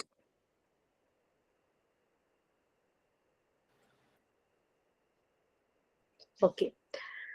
So സ്കൂളിന്റെ കാര്യം കൺസിഡർ ചെയ്യുവാണെങ്കിൽ നമ്മൾ പറഞ്ഞു ഒരു 3 years ഒക്കെ കഴിയുമ്പോഴേക്ക് കുട്ടികള് വീട്ടിൽ നിന്നും പുറത്തേക്ക് പോകാൻ തുടങ്ങും. ഒന്നുമില്ലെങ്കിൽ അംഗൻവാടികള്, പ്രീ സ്കൂള്, അങ്ങനെയുള്ള രീതിയിൽ അവർ എവിടെയെങ്കിലും സ്കൂൾ എൻവയോൺമെന്റിൽ ജോയിൻ ചെയ്യാൻ തുടങ്ങും. അവിടെയുള്ള ടീച്ചേഴ്സും കുട്ടികളും. അപ്പൊ കുട്ടികൾക്കും ടീച്ചേഴ്സും അതായത് നമ്മുടെ പ്രോപ്പർ ഹെൽത്തും ഹൈജീനും ഉണ്ടെങ്കിൽ മാത്രമാണ് നമ്മുടെ ബോഡിയിലെ ഫങ്ഷൻസ് പ്രോപ്പർ ആയിട്ട് നടക്കുള്ളൂ. ശരിയായ രീതിയിൽ നമ്മൾ ശ്രദ്ധിച്ചില്ലെങ്കിൽ നമ്മുടെ ബോഡിയിലെ ഫങ്ഷൻസ് പ്രോപ്പർ ആയിട്ട് നടക്കില്ല. ഇപ്പം ടൈംലി ഫുഡ് കഴിക്കുന്നത്, അല്ലെങ്കിൽ ഓവർ ഈറ്റിംഗ് നമ്മളെ ഭയങ്കരമായിട്ട് ടയേർഡ് ആക്കും. നമുക്ക് അനങ്ങാൻ പറ്റാത്ത രീതിയിൽ നമ്മൾ ഭക്ഷണം കഴിച്ചു കഴിഞ്ഞാൽ നമുക്ക് ഒരു സുഖം ഉണ്ടാവില്ല. സാധാരണഗതിയിൽ ചിലപ്പോൾ നമ്മുടെ നാട്ടിലൊക്കെ ഒരു കല്യാണങ്ങളൊക്കെ വരുമ്പോൾ, നമ്മുടെ തൊട്ടടുത്ത വീട്ടിലൊരു കല്യാണം ആണെങ്കിൽ എന്താ, ചിലപ്പോൾ 2 ദിവസം മുമ്പേ അവർ പറയും വീട്ടിലൊന്നും വെക്കണ്ട, എല്ലാവരും ഇവിടുന്ന് കഴിക്കാം എന്നൊക്കെ പറഞ്ഞ് തലേ ദിവസം, അതിന്റെ പിറ്റേ ദിവസം രാവിലെ, ഉച്ചയ്ക്കോ വൈകിട്ട്, അതിന്റെ പിറ്റേ ദിവസം, അങ്ങനെ 2-3 ദിവസം നമ്മൾ വീട്ടിലൊന്നും ചെയ്തിട്ടുണ്ടാവില്ല. ഭയങ്കര അസ്വസ്ഥതയായിരിക്കൂലേ. വെറുതെ ഭക്ഷണം കഴിക്കുന്നു, ഒരു ഭാഗത്തിരിക്കുന്നു, അങ്ങോട്ട് പോകുന്നു ഇങ്ങോട്ട് പോകുന്നു ഒക്കെ ഉണ്ടാവുള്ളൂ. അപ്പൊ നമ്മൾ ഡെയിലി ചെയ്യുന്ന നമ്മളുടെ ആക്ടിവിറ്റീസ് ചെയ്യാതെ നമ്മളിങ്ങനെ ഇരുന്ന് ചുമ്മാ ഭക്ഷണം കഴിച്ചുകൊണ്ടിരുന്നു കഴിഞ്ഞാൽ നമ്മുടെ ബോഡിയിൽ പ്രോപ്പർ ഫങ്ഷനിങ് നടക്കില്ല. ഈ ഭക്ഷണത്തിന്റെ അളവ് കുറയ്ക്കുമ്പോൾ തന്നെ നമുക്ക് ആ വ്യത്യാസം നമ്മുടെ ബോഡിയിൽ അറിയാൻ പറ്റും. നമ്മളിപ്പോ ഓവറായിട്ട് കഴിച്ചുകൊണ്ടിരുന്നു, അത് നമ്മളൊന്ന് ലിമിറ്റ് ചെയ്തു, അങ്ങനെ വരുമ്പോൾ ബോഡിയിൽ ആ ഒരു വ്യത്യാസം അറിയാൻ പറ്റും. ചില സമയത്ത് ഫാസ്റ്റ് ചെയ്യുമ്പോഴും നമുക്ക് ആ ഒരു ഡിഫറൻസ് മനസ്സിലാവും. ചില സമയത്ത് നമ്മള് വെജിറ്റേറിയൻ മാത്രം ആക്കുന്ന വല്ല രീതിയിലുള്ള ഒരു ഫാസ്റ്റിംഗ് ഒക്കെ വരുവാണെങ്കിലും നമുക്ക് ആ ഒരു ഡിഫറൻസ് മനസ്സിലാകാറുണ്ട്. പിന്നെ എന്തെങ്കിലും അസുഖങ്ങൾ വരുമ്പോൾ വാർഡിങ് ഓഫ് എന്ന് പറഞ്ഞു കഴിഞ്ഞാൽ അതിനെ പ്രിവെന്റ് ചെയ്ത് ഇല്ലാതാക്കുന്നു. ആ രീതിയിൽ അസുഖങ്ങളെ ഇല്ലാതാക്കുന്നതിനുള്ള പ്രിവെന്റീവ് മെഷേഴ്സ്, ഇതിനെക്കുറിച്ചെല്ലാം ഹെൽത്ത് എഡ്യൂക്കേഷൻ നമുക്ക് നോളജ് അല്ലെങ്കിൽ ഇൻഫർമേഷൻ പ്രൊവൈഡ് ചെയ്യുന്നു. ടീച്ചേഴ്സിന് ഇവിടെ ചെയ്യാൻ പറ്റുന്ന കാര്യം, കുട്ടികൾക്ക് ചിലപ്പോൾ എല്ലാ കാര്യങ്ങളും മനസ്സിലാകണമെന്നില്ല. അപ്പോൾ ബാഡ് ഹാബിറ്റ്സിനെ കുറിച്ചുള്ള ഒരു അവയർനെസ് ടീച്ചർ കുട്ടികൾക്ക് കൊടുക്കണം. അൺഹൈജീനായിട്ട് വന്നു കഴിഞ്ഞാൽ അത് കുട്ടിയെ നിർബന്ധിച്ച് ചെയ്യിക്കൊന്നുമല്ല, നമുക്കതിന് പല മെത്തേഡ്സ് യൂസ് ചെയ്യാം. കുട്ടികൾക്ക് മനസ്സിലാകുന്ന രീതിയിലുള്ള വിഷ്വൽസ് കാണിക്കാം, കുട്ടികൾക്ക് മനസ്സിലാകുന്ന രീതിയിൽ റൈംസ് ക്രിയേറ്റ് ചെയ്ത് ആക്ഷൻ സോങ് പോലെ അവരുമായിട്ട് ചെയ്യും. അതിൽ നിന്നെല്ലാം അവർക്ക് ഹെൽത്തിനെ കുറിച്ചും ഹൈജീനെ കുറിച്ചും ഒരു ഇൻഫർമേഷൻ കിട്ടുകയാണ്. നമുക്കറിയാം, നമ്മുടെ കുഞ്ഞുങ്ങൾ സ്കൂളിൽ പോയി കഴിഞ്ഞു കഴിഞ്ഞാൽ തിരിച്ച് വീട്ടിൽ വരുമ്പോൾ അവരെപ്പോഴും നമ്മളോട് വന്ന് സ്കൂളിൽ നടക്കുന്ന കാര്യങ്ങൾ ഇങ്ങനെ ഒരൊന്നു പോലും വിടാതെ ഫുൾ ഇങ്ങനെ പറഞ്ഞു തരൂ അല്ലേ. അവർക്ക് കിട്ടുന്ന ഇൻഫർമേഷൻ അതുപോലെ അവരവരുടെ ബ്രെയിനിൽ സ്റ്റോർ ചെയ്ത് വെക്കുകയാണ്. ആ ഒരു ചെറുപ്പകാലത്ത് അവരില് ഗുഡ് ഹാബിറ്റ്സ് കൊടുക്കാൻ പ്രൊവൈഡ് ചെയ്യാൻ പറ്റിക്കഴിഞ്ഞാൽ അവരൊരു അഡൾട്ട് ആകുമ്പോഴും അവരതുപോലെ തന്നെയായിരിക്കും. പിന്നെ സ്മോക്കിംഗ്, നമ്മൾ ചെറിയ കുട്ടികൾ മാത്രമല്ല, വലിയ കുട്ടികൾ ഡീൽ ചെയ്യേണ്ട വരുമ്പോഴും അത് വീട്ടിലും ചുറ്റുപാടും സ്കൂളിൽ തന്നെയും ഹയർ ക്ലാസ് നമ്മൾ എടുക്കുന്നുണ്ടെങ്കിൽ ഈ സ്മോക്കിംഗ്, അതുപോലെ തന്നെ ലിക്കർ യൂസ് ചെയ്യുക, അൺഹെൽത്തി പ്രാക്ടീസസ്, ഇതെല്ലാം ശരിക്കും അതിന്റെ കോൺസിക്വൻസസ്, പരിണിത ഫലങ്ങൾ വളരെ മോശമായിരിക്കും. പലപ്പോഴും റിലേഷൻഷിപ്പിലും എല്ലാം അതിന്റെ ഒരു ബുദ്ധിമുട്ടുണ്ടാകും അല്ലെ. വീട്ടിൽ ഒരാൾ സ്മോക്ക് ചെയ്യുന്ന ഒരാളുണ്ടെങ്കിൽ, ആൽക്കഹോൾ യൂസ് ചെയ്യുന്ന ഒരാളുണ്ടെങ്കിൽ, അവർക്ക് ഒരു സോഷ്യൽ ഡ്രിങ്കർ അല്ലെങ്കിൽ മിതമായിട്ടൊക്കെ ആണെങ്കിൽ നമുക്ക് പിന്നെയും സഹിക്കാം. കാരണം അവരുടെ ഒരു ഇൻട്രസ്റ്റ്, അവർ ചെയ്യുന്ന ഒരു താല്പര്യം അത് അവർ മറ്റുള്ളവർക്ക് വേണ്ടി ഉപേക്ഷിക്കുകയാണെങ്കിൽ ഇറ്റ്സ് ഗുഡ്. പക്ഷെ അമിതമായി കഴിയുമ്പോൾ, അല്ലാതെ അഡിക്റ്റഡ് ആയി കഴിയുമ്പോൾ സോഷ്യൽ ഈവൽ തന്നെയാണത്. വീട്ടിലും ബുദ്ധിമുട്ടായിരിക്കും, മാനസികമായിട്ടൊക്കെ ബുദ്ധിമുട്ടും. ഞാൻ പറഞ്ഞു തോന്നുന്നു, ഒരു കൊച്ചു മോൻ ക്ലാസ്സിൽ ഭയങ്കര മൂടിയായിട്ടിരിക്കുന്ന കാര്യം ഞാൻ പറഞ്ഞില്ലായിരുന്നോ?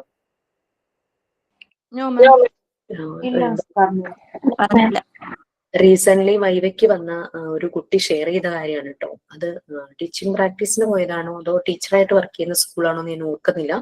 അതായത് പോയിപ്പം ഒരു LKG പഠിക്കുന്ന മോൻ, എത്ര വയസ്സുണ്ടെന്ന് നിങ്ങളൊന്ന് ആലോചിക്കൂ. ആ കുട്ടി എപ്പോഴും ഇങ്ങനെ ഒരു ഭാഗത്തൊട്ടും ആക്റ്റീവ് ആകാതെ ഭയങ്കര മൂടിയായിട്ട് ടെൻഷൻ പിടിച്ച പോലെ ഇരിക്കുന്ന കാണാം. അപ്പൊ അതിനോട് ഇങ്ങനെ അടുത്ത് കഴിഞ്ഞപ്പം ഈ കുട്ടി പറഞ്ഞ കാര്യം എന്താന്ന് വെച്ച് കഴിഞ്ഞാല്, ഇവന്റെ അച്ഛൻ എന്നും മദ്യപിച്ച് വന്ന് അമ്മയെ ഉപദ്രവിക്കും.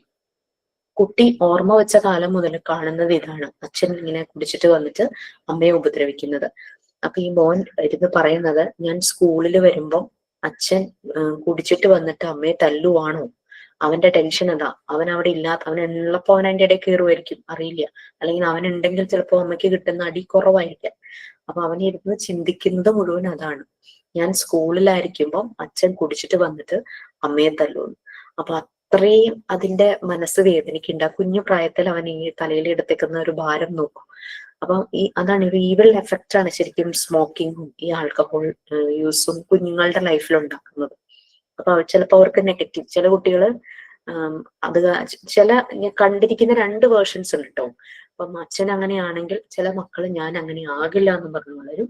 ചിലര് അങ്ങനെ ആ കുഴിയിലേക്ക് തന്നെ വീഴും. അങ്ങനത്തെ സിറ്റുവേഷൻസ് കണ്ടിട്ടുണ്ട് പല ഭാഗത്തും. ഓക്കെ, അപ്പൊ ഇത് ശരിക്കും ഒരു ഈവൽ എഫക്റ്റ് ആണ് ഫാമിലി ലൈഫിലും സൊസൈറ്റിയിലും ഉണ്ടാക്കുന്നത്, അതിന്റെ കോൺസിക്വൻസ്. ശരിക്കും ഹ്യൂമൻ ബീയിങ്ങിന്റെ ബെറ്റർ റിലേഷൻഷിപ്പിന് എപ്പോഴും നമ്മൾ അപ്പൊ ഹെൽത്തിന് ഒരു ഇമ്പോർട്ടൻസ് കൊടുക്കുകയാണ്. ഹെൽത്തിനെ മോശമായി ബാധിക്കുന്ന കാര്യങ്ങളെല്ലാമാണ് ഈ പറഞ്ഞ addiction to smoking, drinks use ചെയ്യുന്നതും സബ്സ്റ്റൻസ് യൂസും പിന്നെ അൺഹൈജീൻ വേ ഓഫ് ലൈഫും. ഇതെല്ലാം നല്ല ഹെൽത്തിന്റെ പോയിന്റ് ഓഫ് വ്യൂവിൽ നിന്ന് നമ്മൾ നോക്കുവാണെങ്കിൽ നമ്മൾക്ക് ബെറ്റർ ഹ്യൂമൻ റിലേഷൻഷിപ്പ് ആവണമെങ്കിൽ we have to take care of all this. നല്ല ഹെൽത്തി ആയിരിക്കണം, healthy way of lifestyle ആയിരിക്കണം, ഹൈജീൻ ഹാബിറ്റ്സ്. ചൊട്ടയിലെ ശീലം ചുടല വരെ നമ്മൾ പറയാറുണ്ടല്ലോ. കുഞ്ഞുങ്ങൾക്ക് ചെറുപ്പത്തിലെ നല്ല ശീലങ്ങൾ പ്രൊവൈഡ് ചെയ്താൽ അവര് ഗുഡ് ഹാബിറ്റ്സ്, നല്ല ഹൈജീൻ ആയിട്ടുള്ള ഹാബിറ്റ്സ്, നല്ല ഹെൽത്തി ഹാബിറ്റ്സ് എല്ലാം അവര് ചെറുപ്പത്തിലേ തുടങ്ങിയിട്ട് ശീലം. നെക്സ്റ്റ് സെക്കൻഡ് പോയിന്റ് ആരാ വയ്ക്കുക? To maintain norms of good food health. Already നമ്മൾ പറഞ്ഞു പോയിട്ടുണ്ട്, എന്നാലും റീഡ് ചെയ്തു. To maintain norms of good health, it helps the school authorities to keep certain principles of health in school. A number of programs of good health growth in the pupil, sufficient habits of hygiene atmosphere such as cleanliness, etc. To maintain norms of good food health, നല്ല food health അല്ലെ. ചില സ്കൂളുകളിൽ noon meals provide ചെയ്യാറുണ്ട്. ചിലര് നല്ല രീതിയിൽ hygiene ആയിട്ട് noon meals provide ചെയ്യുന്നതാണ്. ഞാൻ പഠിച്ച സ്കൂളിന്റെ കാര്യം പറഞ്ഞല്ലോ, അപ്പൊ അവിടെ ഞാൻ ഇടയ്ക്ക് വിസിറ്റ് ചെയ്യാറുണ്ട് കേട്ടോ. ഇടയ്ക്ക് പോകും, കുട്ടികൾക്ക് എന്തെങ്കിലും ക്ലാസ് ഒക്കെ എടുത്തു കൊടുക്കാറുണ്ട്. അപ്പൊ അങ്ങനെ ചെല്ലുമ്പം അവിടുത്തെ കിച്ചൺ വളരെ നീറ്റാണ്, നല്ലതായിട്ട്. അത് ശരിക്കും അവർക്ക് ഗവൺമെന്റിൽ നിന്ന് കിട്ടുന്ന സാധനങ്ങളെക്കാൾ കൂടുതൽ സാധനങ്ങൾ അവർ വാങ്ങിയിട്ട് കുട്ടികൾക്ക് നല്ല ഭക്ഷണം ഉണ്ടാക്കി കൊടുക്കും. ആ കുറെ പേര് സ്പോൺസർ ചെയ്യും. കാരണം കുറച്ച് കുട്ടികളേ ഉള്ളൂ, 120 കുട്ടികളോ, 5ാം ക്ലാസ് തുടങ്ങി 10ാം ക്ലാസ് വരെ എത്രയും കണ്ടി കുട്ടികളുള്ളൂ. അപ്പം പുറത്തുനിന്ന് ആരെങ്കിലൊക്കെ എന്തെങ്കിലും സ്പോൺസർ ചെയ്യും. പിന്നെ ചില സമയങ്ങളിൽ മാസത്തിലൊരിക്കല് ആരോ ചിക്കൻ സ്പോൺസർ ചെയ്യുമ്പോൾ കുട്ടികൾക്ക് ഒന്നുമില്ലെങ്കിൽ ചിക്കൻ ബിരിയാണി പോലെ അല്ലെങ്കിൽ ചിക്കൻ കറി, ഇതെല്ലാം നല്ല ഹൈജീൻ ആയിട്ടാണ് വെക്കുന്നത്. നമുക്ക് ആ കിച്ചണിൽ കയറിയാൽ ബാഡ് സ്മെല്ലൊന്നും വരില്ല. അങ്ങനെ പാത്രങ്ങളും എല്ലാം നല്ല ക്ലീൻ ആക്കി വെച്ചിരിക്കുന്നു. പക്ഷെ ചില സ്കൂളിലെ കാര്യങ്ങളൊക്കെ, ഇവിടെ അടുത്ത് ഒരു പഠിക്കുന്ന സ്കൂളിലെ ഒരു കുട്ടിയുടെ അമ്മ എന്നോട് പറഞ്ഞതാ, മോൻ സ്കൂളിൽ നിന്ന് ഭക്ഷണം കഴിക്കില്ലാന്ന്. ഒട്ടും നല്ലതായിട്ടല്ല അവർ വെക്കുന്നത്, ഭയങ്കര സ്മെല്ലൊക്കെയാണ്. ഈ അരിക്കൊക്കെ ഒരു ചീത്ത മണമൊക്കെയാണ് വരുന്നത്. നല്ല രീതിയിൽ കഴുകണ്ടാവില്ല, എന്തോ അറിയില്ല. അപ്പൊ അത് സ്കൂൾ അതോറിറ്റീസ് അത് ശ്രദ്ധിക്കണം. അപ്പൊ നോൺ മീൽസ് പ്രൊവൈഡ് ചെയ്യുവാണെങ്കിൽ അവർ പ്രൊവൈഡ് ചെയ്യുന്ന ഫുഡ് അത് നല്ല ഹെൽത്തി ഫുഡ് ആയിരിക്കണം. പിന്നെ അതുപോലെ തന്നെ നല്ല ഗുഡ് ഹെൽത്ത് പ്രൊവൈഡ് ചെയ്യുന്ന രീതിയിലുള്ള നമ്പർ ഓഫ് പ്രോഗ്രാംസ് സ്കൂളുകൾ കണ്ടക്ട് ചെയ്യണം. ഇപ്പൊ റീസെന്റ് പല സ്കൂളുകളിലും ഫുഡ് ഫെസ്റ്റ് ഉണ്ടായിരുന്നു. വേൾഡ് ഫുഡ് ഡേ അങ്ങനെ എന്തോ ഒരു ഇത് വന്നപ്പോ ഫുഡ് ഫെസ്റ്റ് വെച്ചു. അപ്പൊ ഞാനിങ്ങനെ പല നമ്മുടെ ഫ്രണ്ട്സ് ഒക്കെ ഉണ്ടാവുള്ളൂ, അപ്പൊ അവരുടെയൊക്കെ കുട്ടികളുടെ സ്കൂളിൽ ഇങ്ങനെ ഫുഡ് ഫെസ്റ്റ് ഒക്കെ ഇങ്ങനെ സ്റ്റാറ്റസിലൊക്കെ ഇങ്ങനെ കണ്ടിട്ടുണ്ടായിരുന്നു. അപ്പൊ മോന്റെ സ്കൂളിൽ അവര് ചെയ്തത് എല്ലാ വീട്ടിൽ നിന്നും പറ്റുന്നവര്, നിർബന്ധമൊന്നുമില്ലായിരുന്നു, പൊതിച്ചോറ് കൊണ്ടുവരണം എന്ന് പറഞ്ഞു. അങ്ങനെ ഇവര് അത് ഓരോ ദിവസം ഓരോ ക്ലാസ്സുകളായിട്ട് ഡിവൈഡ് ചെയ്തിട്ട് പൊതിച്ചോറ് കൊണ്ടുവന്നിട്ട് ഇവര് അടുത്തുള്ള ഈ അഗതി മന്ദിരമൊക്കെ ഉണ്ടല്ലോ, അങ്ങനെ അവരോടൊക്കെ നേരത്തെ പറഞ്ഞ് സംസാരിച്ച് വെച്ചിട്ടുണ്ടാവും. അവിടെ ഈ കുട്ടികൾ തന്നെ ഈ പൊതിച്ചോറ് കൊണ്ടുപോയി അവര് തന്നെ അത് തുറന്ന് അവർക്ക് കൊടുത്ത് ഇവർക്ക് വേണ്ടിയിട്ട് ചില കൾച്ചറൽ പ്രോഗ്രാം ഒക്കെ നടത്തി അവരുമായിട്ട് ചേർന്ന് ഡാൻസും പാട്ടും അങ്ങനെയൊക്കെ പ്രോഗ്രാം നടത്തിയിരുന്നു. അപ്പൊ ഓരോ സ്കൂളുകളും അവരുടേതായ രീതിയിൽ ഓരോ പ്രോഗ്രാം ഇങ്ങനെ കണ്ടക്ട് ചെയ്തിട്ടുണ്ടായിരുന്നു. ഓക്കെ, അപ്പൊ അങ്ങനെയുള്ള പ്രോഗ്രാംസ് ഇതെല്ലാം സ്കൂളിൽ ചെയ്യാം. പിന്നെ ഹൈജീൻ, അതുപോലെ തന്നെ ക്ലീൻലിനെസ്, അങ്ങനെയുള്ള അതിന് വേണ്ടുന്ന എല്ലാ സഫീഷ്യന്റ് ഹാബിറ്റ്സ്, അതിനെ പറ്റിയുള്ള ഒരു അവയർനെസ് ഒക്കെ കുട്ടികൾക്ക് കൊടുക്കാം. Next, to make precaution and preventive measures. ആരാ ready? To make precautionary and preventive measure. Its aim is to take good precaution against pollution and spread of disease. so good hygiene arrangements are made. Urinals and toilets are kept clean. Sweeping is done daily, and the rooms and the furniture are kept neat and tidy. The edibles in the tuck shop are saved from files. Okay, അവിടെ ഒരു കാര്യം പറയാൻ മറന്നുപോയി. Last sentence end ചെയ്യുന്നില്ലേ, അത് flies ആണ്. FLIES ആണ്, ഈച്ച. FLIES കറക്റ്റ് ചെയ്തു കേട്ടോ.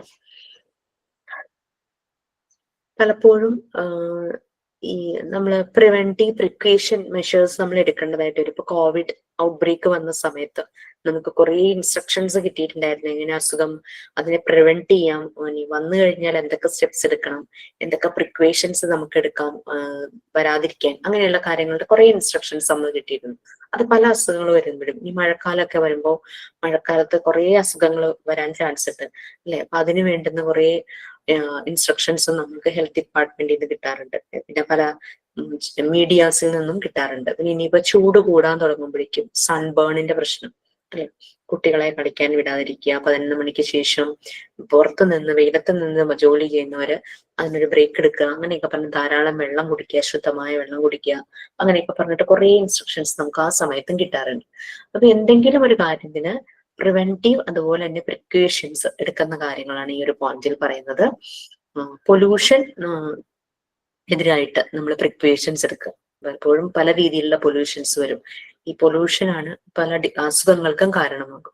ശരിക്കും ഹൈജീനിക് ആയിട്ടുള്ള അറേഞ്ച്മെന്റ്സ് നമ്മൾ വെക്കും. സ്കൂളുകളിലൊക്കെ ആണെങ്കിലും വീട്ടിലാണെങ്കിലും യൂറിനൽസ്, ടോയ്ലറ്റ്സ് ഇതെല്ലാം നല്ല ക്ലീൻ ആയിരിക്കണം. എപ്പോഴും സ്വീപ്പിംഗ്, അടിച്ചു തുടച്ച് വൃത്തിയാക്കുക, നല്ല ഡ്രൈ ആക്കി വെക്കുക. പിന്നെ റൂംസും ഫർണിച്ചറും എല്ലാം നല്ല ഡസ്റ്റ് ഡെപ്പോസിഷൻ ഉണ്ടാകും. മിക്കവാറും നമ്മുടെ ഒരു ക്ലൈമറ്റ് അനുസരിച്ച് നമുക്ക് പൊടി ശരിക്കും ഉണ്ടാകാറുണ്ട്. ഫർണിച്ചറിലും ഇതിലൊക്കെ നല്ല പൊടിയൊക്കെ ഉണ്ടാവും. അത് നല്ല നീറ്റ് ആൻഡ് ക്ലീൻ ആക്കി വെക്കും. പിന്നെ ചില സ്കൂളുകളിൽ സ്റ്റോർ ഉണ്ടാകും, എഡിബിൾസ് എന്ന് വെച്ചാൽ കഴിക്കുന്ന items in the tuck shop. Tuck shop എന്ന് പറയുന്നത് ക്യാൻറ്റീൻ സ്റ്റോർ പോലെ ചെറിയൊരു സ്റ്റോർ. ചിലയിടത്ത് സ്നാക്സും അങ്ങനെയൊക്കെ. ക്യാൻറ്റീൻ ഭയങ്കര വലിയ വിപുലമായ ക്യാൻറ്റീൻ അല്ലാതെ ചെറിയ രീതിയിലുള്ളത് പോലെ കണ്ണാടിയിലൊക്കെ അങ്ങനെ സ്നാക്സ് ഒക്കെ വെച്ചിരിക്കുന്ന രീതികളൊക്കെ ഉണ്ടാവില്ലേ. അപ്പൊ അതല്ല, അങ്ങനെയുള്ള ടക്ക് ഷോപ്പുകളിലെ ഫുഡ് ഐറ്റംസ് എല്ലാം ഈച്ചകളിൽ നിന്നും ഈച്ച കയറാത്ത രീതിയിൽ വേണം അത് കീപ്പ് ചെയ്യാൻ. അതാണ് പറയുന്നത് edibles in the tuck shop are saved from flies. കുട്ടികൾ വന്ന് കഴിക്കുമല്ലോ, ഒന്ന് പ്ലേ ചെയ്തിട്ട് അവർ അവിടെ നിന്ന് ടക്ക് ഷോപ്പിൽ നിന്ന് കഴിക്കും. ക്യാൻഡി സ്റ്റോർ പോലെ ചിലപ്പോൾ അവിടെ സ്വീറ്റ് ആയിട്ടുള്ള കാര്യങ്ങൾ ഉണ്ടാവും. അങ്ങനെ ചെറിയ ചെറിയ ഐറ്റംസ് ഉള്ള സ്റ്റോർ, അതാണ് ഈ ടക്ക് ഷോപ്പ് ഉദ്ദേശിക്കുന്നത്. Okay Ranjini, please 4th point to take curative measures. Corrective action against disease is also taken. A medical checkup is made and deformities, injuries and disease are detected and a remedial measure and suggested. A good number of people suffer from myopia. An eye examination discovered the extent of short sightedness if glasses are not used in time. Myopia will increase rapidly. Some pupils have poor quality teeth if they suffer from അതെന്തായിരുന്നു madam? Pyorrhoea. Immediately medical treatment is needed. Okay, very good. So to take curative measure. നേരത്തെ 3rd പോയിന്റിൽ നമ്മൾ എന്താ പറയുന്നത്, അസുഖം വരാതിരിക്കാനുള്ള preventive precautions എല്ലാം നമ്മൾ ശ്രദ്ധിക്കണം. ഇനി ഇൻ കേസ് എന്തെങ്കിലും അസുഖം വന്നുപോയാൽ നമ്മൾ അതിന് വേണ്ടുന്ന ക്യൂറേറ്റീവ് മെഷേഴ്സ്, കറക്റ്റ് റെമഡി, അത് ഹീൽ ചെയ്യാനുള്ള, അത് അസുഖം മാറ്റാനുള്ള അടുത്ത സ്റ്റെപ്പ് നമ്മൾ എടുക്കണം. മെഡിസിൻസ് എടുക്കണമെങ്കിൽ മെഡിസിൻസ് എടുക്കണം. അത് കറക്റ്റ് ആയിട്ടുള്ള ആക്ഷൻ തന്നെ എടുക്കണം ഒരു അസുഖം വന്നു കഴിഞ്ഞാൽ. കംപ്ലീറ്റ് മെഡിക്കൽ ചെക്കപ്പ് നമുക്ക് ചെയ്യാം.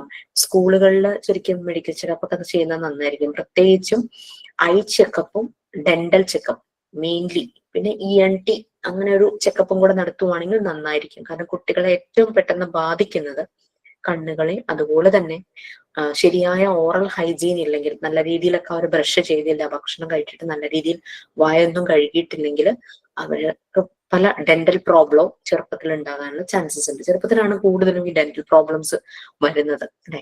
അത് ശരിയായ ഓറൽ ഹൈജീൻ, അവരുടെ ഡെന്റൽ ഹൈജീൻ കറക്റ്റ് അല്ലാത്തത് കൊണ്ടാണ്. മെഡിക്കൽ ചെക്കപ്പ് ഒക്കെ നമുക്ക് നടത്താം. എന്തെങ്കിലും ഡിഫോമിറ്റീസ്, ബുദ്ധിമുട്ടുകളോ എന്തെങ്കിലും മുറിവുകളോ അസുഖങ്ങളോ ഒക്കെ ഡിറ്റക്ട് ചെയ്യുകയാണെങ്കിൽ, പലപ്പോഴും കുട്ടികളുടെ ചില ഡിഫോമിറ്റീസ്, അവരുടെ എന്തെങ്കിലും നടക്കുന്നതിലോ അങ്ങനെ എന്തെങ്കിലും പ്രയാസങ്ങളൊക്കെ ഉണ്ടെങ്കിൽ പെട്ടെന്ന് മനസ്സിലാകുന്നത് സ്കൂൾ ടീച്ചേഴ്സിനായിരിക്കും. അവരത് പാരന്റ്സിനെ ഇൻഫോം ചെയ്യും.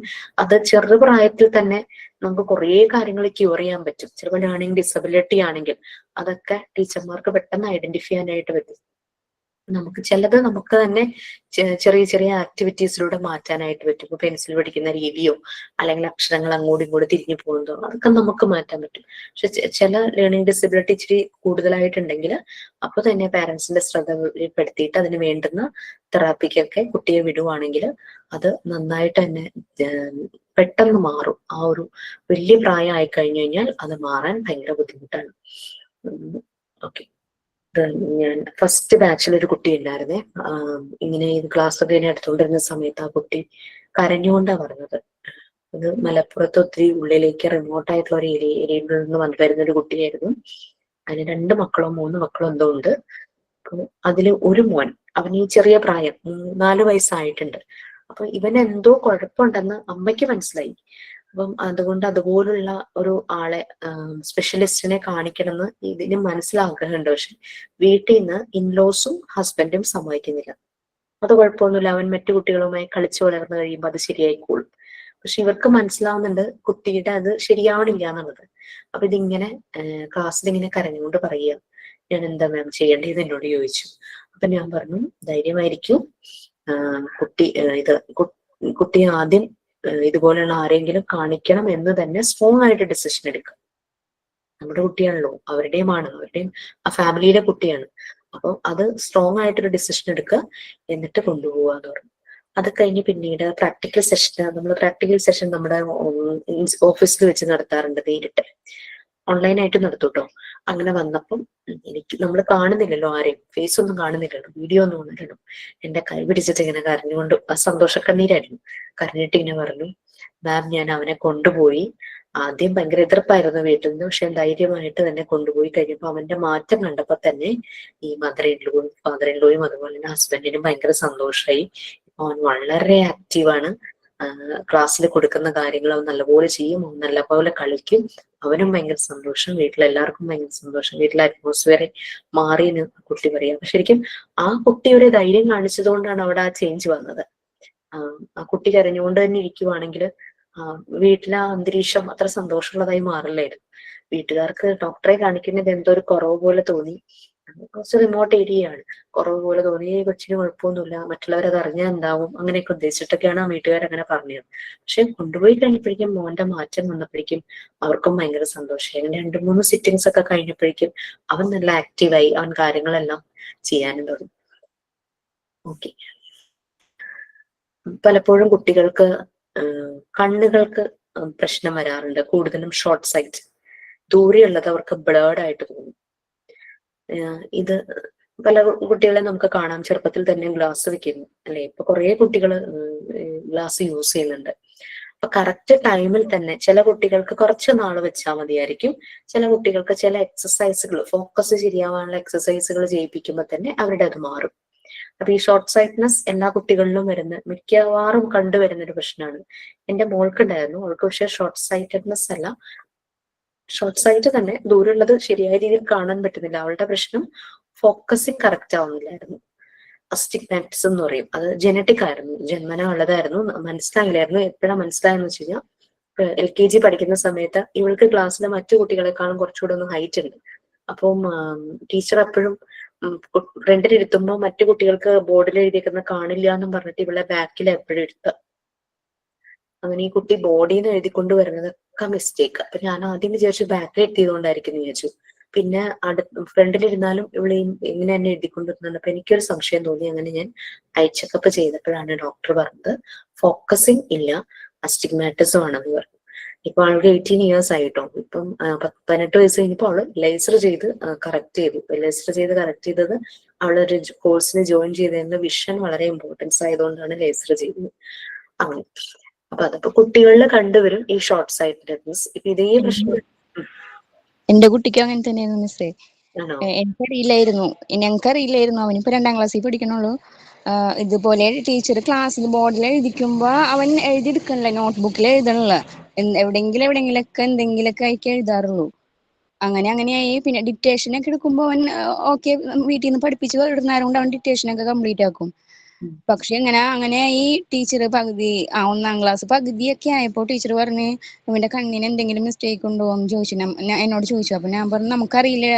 കാരണം വെച്ചാൽ നമ്മുടെ അരിയത്തിരുത്ത് നമ്മൾ പഠിപ്പിക്കണ ആരും കൊണ്ട് നമുക്കത് അത്രയും അറിയാൻ പറ്റിയില്ല. അപ്പൊ ഞാൻ പറഞ്ഞു വേറെ കുഴപ്പമൊന്നുമില്ല ടീച്ചറേ എന്ന് പറഞ്ഞു.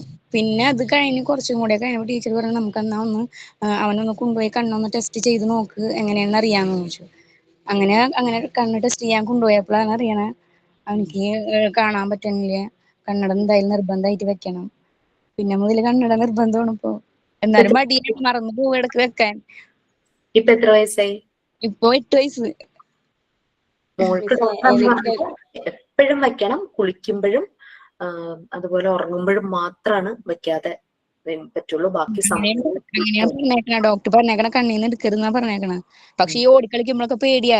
ഫസ്റ്റില് ഒരു കണ്ണട വാങ്ങിച്ചു കൊടുത്തത് അത് ഓടിക്കളിച്ചത് പൊട്ടിച്ച്. ഇങ്ങനെ ഒരു ഇത് ഉള്ളത്, ഒരു ടോയിൻ പോലെയുള്ളത് അങ്ങനത്തെ വാങ്ങിച്ചൂടെ? അങ്ങനത്തെ വെച്ചിട്ടുണ്ടെങ്കിൽ അവനിക്ക് തന്നെ ഒരു ഇതുപോലെ തോന്നും, പിള്ളേര് കളിയാക്കും എന്നൊക്കെ പറഞ്ഞിട്ട്. പിന്നെ പേടി. പിന്നെ ഞാൻ പറഞ്ഞു അതൊട്ടും മാറ്റരുത് എന്ന് പറഞ്ഞിട്ട് പിന്നെ വീട്ടിൽ വെച്ച് കളിക്കുമ്പോ മാത്രം ഊരി വെക്കും, എന്താണ് വീഴോന്നുള്ള പേടിക്കേ. പിന്നെ അത് ഇപ്പൊ കുഴപ്പമില്ല, വെക്കണ്ട്. എനിക്കൊരു കാര്യം പറയാനുണ്ടേ. എന്റെ മോന് ഇങ്ങനത്തെ ഷോർട്ട് സൈറ്റിന്റെ പ്രശ്നമല്ല. അവൻ ഇങ്ങനെ തന്നെ സ്കൂളിൽ നിന്ന് വന്നാൽ ഏത് സമയവും കരച്ചില്. എന്തിനാ കരച്ചില്? അതിന് കാരണങ്ങളൊന്നും ഉണ്ടാവില്ല. പിന്നെ എല്ലാത്തിനും ഒരു പേടി. എന്റെ അനിയത്തി ആയിരുന്നു അവന്റെ ടീച്ചർ, എന്റെ സിസ്റ്റർ തന്നെ ആയിരുന്നു. അപ്പൊ അത് ഏത് സമയവും കരച്ചില്. ഞാൻ ചോദിച്ചു സ്കൂളിൽ നിന്ന് ഇങ്ങനെ തന്നെയാണോന്ന് ചോദിച്ചു. അപ്പൊ സ്കൂളിൽ നിന്നോൻ അങ്ങനെ വലിയ പ്രശ്നമില്ല. ഇപ്പൊ വീട്ടിൽ വന്നാല് വെറുതെ കാരണങ്ങളില്ലാണ്ട് ഇങ്ങനെ കരയുക. അപ്പൊ ഇവനുള്ള എന്തെല്ലോ മാറ്റം ഞാൻ മനസ്സിലായാലോ ഞാൻ ഒരു സൈക്കോളജിസ്റ്റിനെ കാണിച്ചു കൊണ്ടുപോയിട്ട്. അപ്പൊ ഡോക്ടർ പറഞ്ഞെന്ന് വെച്ചാല് ചെറിയ ഡിപ്രഷനിലേക്ക് കുട്ടി പോയിട്ടുണ്ട് എന്ന് പറഞ്ഞു. പിന്നെ 2-3 സിറ്റിംഗ് ആയപ്പോ അവനിപ്പോ കുറച്ച് നല്ല മാറ്റം വന്നുപോയി. പിന്നെന്ന് വെച്ചാല് ഓവർ ആക്റ്റീവ് ആയിരുന്നു കുട്ടി. ഏത് സമയവും തുള്ളിക്കളി, ചാട്ടവും ഓട്ടവും തന്നെ. അപ്പൊ അങ്ങനെ ഡോക്ടറെ കൺസൾട്ട് ചെയ്തേരം ഡോക്ടർ പറഞ്ഞു ഇതാണ് പ്രശ്നം. പിന്നെ ഇപ്പൊ 2-3 സിറ്റിംഗിലേക്ക് ഇപ്പം പ്രശ്നങ്ങളൊന്നുമില്ല. ഇപ്പൊ 2ാം ക്ലാസ്സിൽ നല്ല കുട്ടിയായിട്ട് പഠിച്ചിട്ട് പോകുന്നു. വെരി ഗുഡ്, സന്തോഷം കേട്ടപ്പോ. Okay, fine. സോ മയോപ്പിയയുടെ കേസ് നമ്മളും ശ്രദ്ധിക്കണം കേട്ടോ. നമ്മൾക്കൊരു 40+ ഒക്കെ ആകുമ്പോൾ എനിക്ക് വെള്ളെഴുത്തിന്റെ ഒരു പ്രശ്നം വരും. അപ്പം കറക്റ്റ് ടൈമിൽ തന്നെ നമ്മൾ സ്പെക്സ് കറക്റ്റ് യൂസ് ചെയ്ത് ചെക്കപ്പ് ഒക്കെ കറക്റ്റ് ചെയ്യണം. അല്ലെങ്കിൽ കാറ്ററാക്ട് പെട്ടെന്ന് വരാനുള്ള ചാൻസസ് കൂടുതലാണ്. നമ്മൾ സ്ട്രെയിൻ ചെയ്ത് നോക്കി കണ്ണട വെക്കണ്ട എന്ന് വെച്ചാൽ അങ്ങനെ ചെയ്ത് കഴിഞ്ഞാൽ കാറ്ററാക്ട് പെട്ടെന്നാവും. അതുകൊണ്ട് ഏതൊരു ഏജിലാണെങ്കിലും നമ്മുടെ വിഷന് എന്തെങ്കിലും പ്രോബ്ലം തോന്നിക്കഴിഞ്ഞാൽ പെട്ടെന്ന് തന്നെ ചെക്കപ്പ് ചെയ്യുന്നത് നന്നായിരിക്കും. നമ്മുടെ വീട്ടിൽ പ്രായമായവരുണ്ടെങ്കിൽ അവരുടെ നോക്കുക. കുട്ടികളെ നമ്മളൊന്ന് ഒബ്സർവ് ചെയ്ത് കഴിഞ്ഞാൽ നമുക്ക് മനസ്സിലാവും. ഇനി പിന്നെ പറയുന്നത് പുവർ ക്വാളിറ്റി ടീത്ത് ആണ്. ഇവര് നല്ലപോലെ വാ കഴുകണമെന്നില്ല, സീഡ്സ് ശരിക്കും കഴിക്കും. അപ്പൊ അങ്ങനെ വരുമ്പോ പയോറിയ, അതായത് നമ്മൾ പറയില്ലേ ബ്ലീഡിങ് കം, മോണപ്പഴുപ്പ്, മോണയിൽ നിന്ന് ഇങ്ങനെ ചോര വരുന്ന രീതിയിലുള്ളത്, അതിനെല്ലാം ഇമ്മീഡിയറ്റ് ആയിട്ട് മെഡിക്കൽ ട്രീറ്റ്മെന്റ് ചെയ്യേണ്ടതാണ്. ഓക്കെ ഫൈൻ, കുറച്ച് വേർഷൻസേ എടുത്തുള്ളൂ. എനിവേ നെക്സ്റ്റ് ക്ലാസ്സിൽ നമുക്ക് നെക്സ്റ്റ് ടോപ്പിക് ചെയ്യാം. നിങ്ങൾക്ക് ഷെയർ ചെയ്യാൻ പറ്റുന്നതൊക്കെ നിങ്ങൾ ഷെയർ ചെയ്യണം. Okay, this is our platform.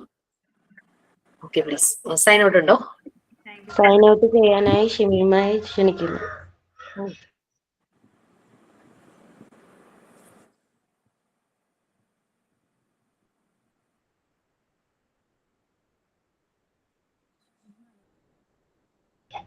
അങ്ങനെ നിങ്ങൾക്ക് ക്ലാസ് എടുത്ത് തന്ന ഗിഷ മിസ്സിനും എൻ്റെ പ്രിയ കൂട്ടുകാർക്കും നന്ദി അറിയിച്ചോളൂ. Thank you ma'am. Thank you miss. Thank you ma'am. Thank you, ma'am. കുട്ടികളവിടെ ഭയങ്കര സമയം. Thank you ma'am.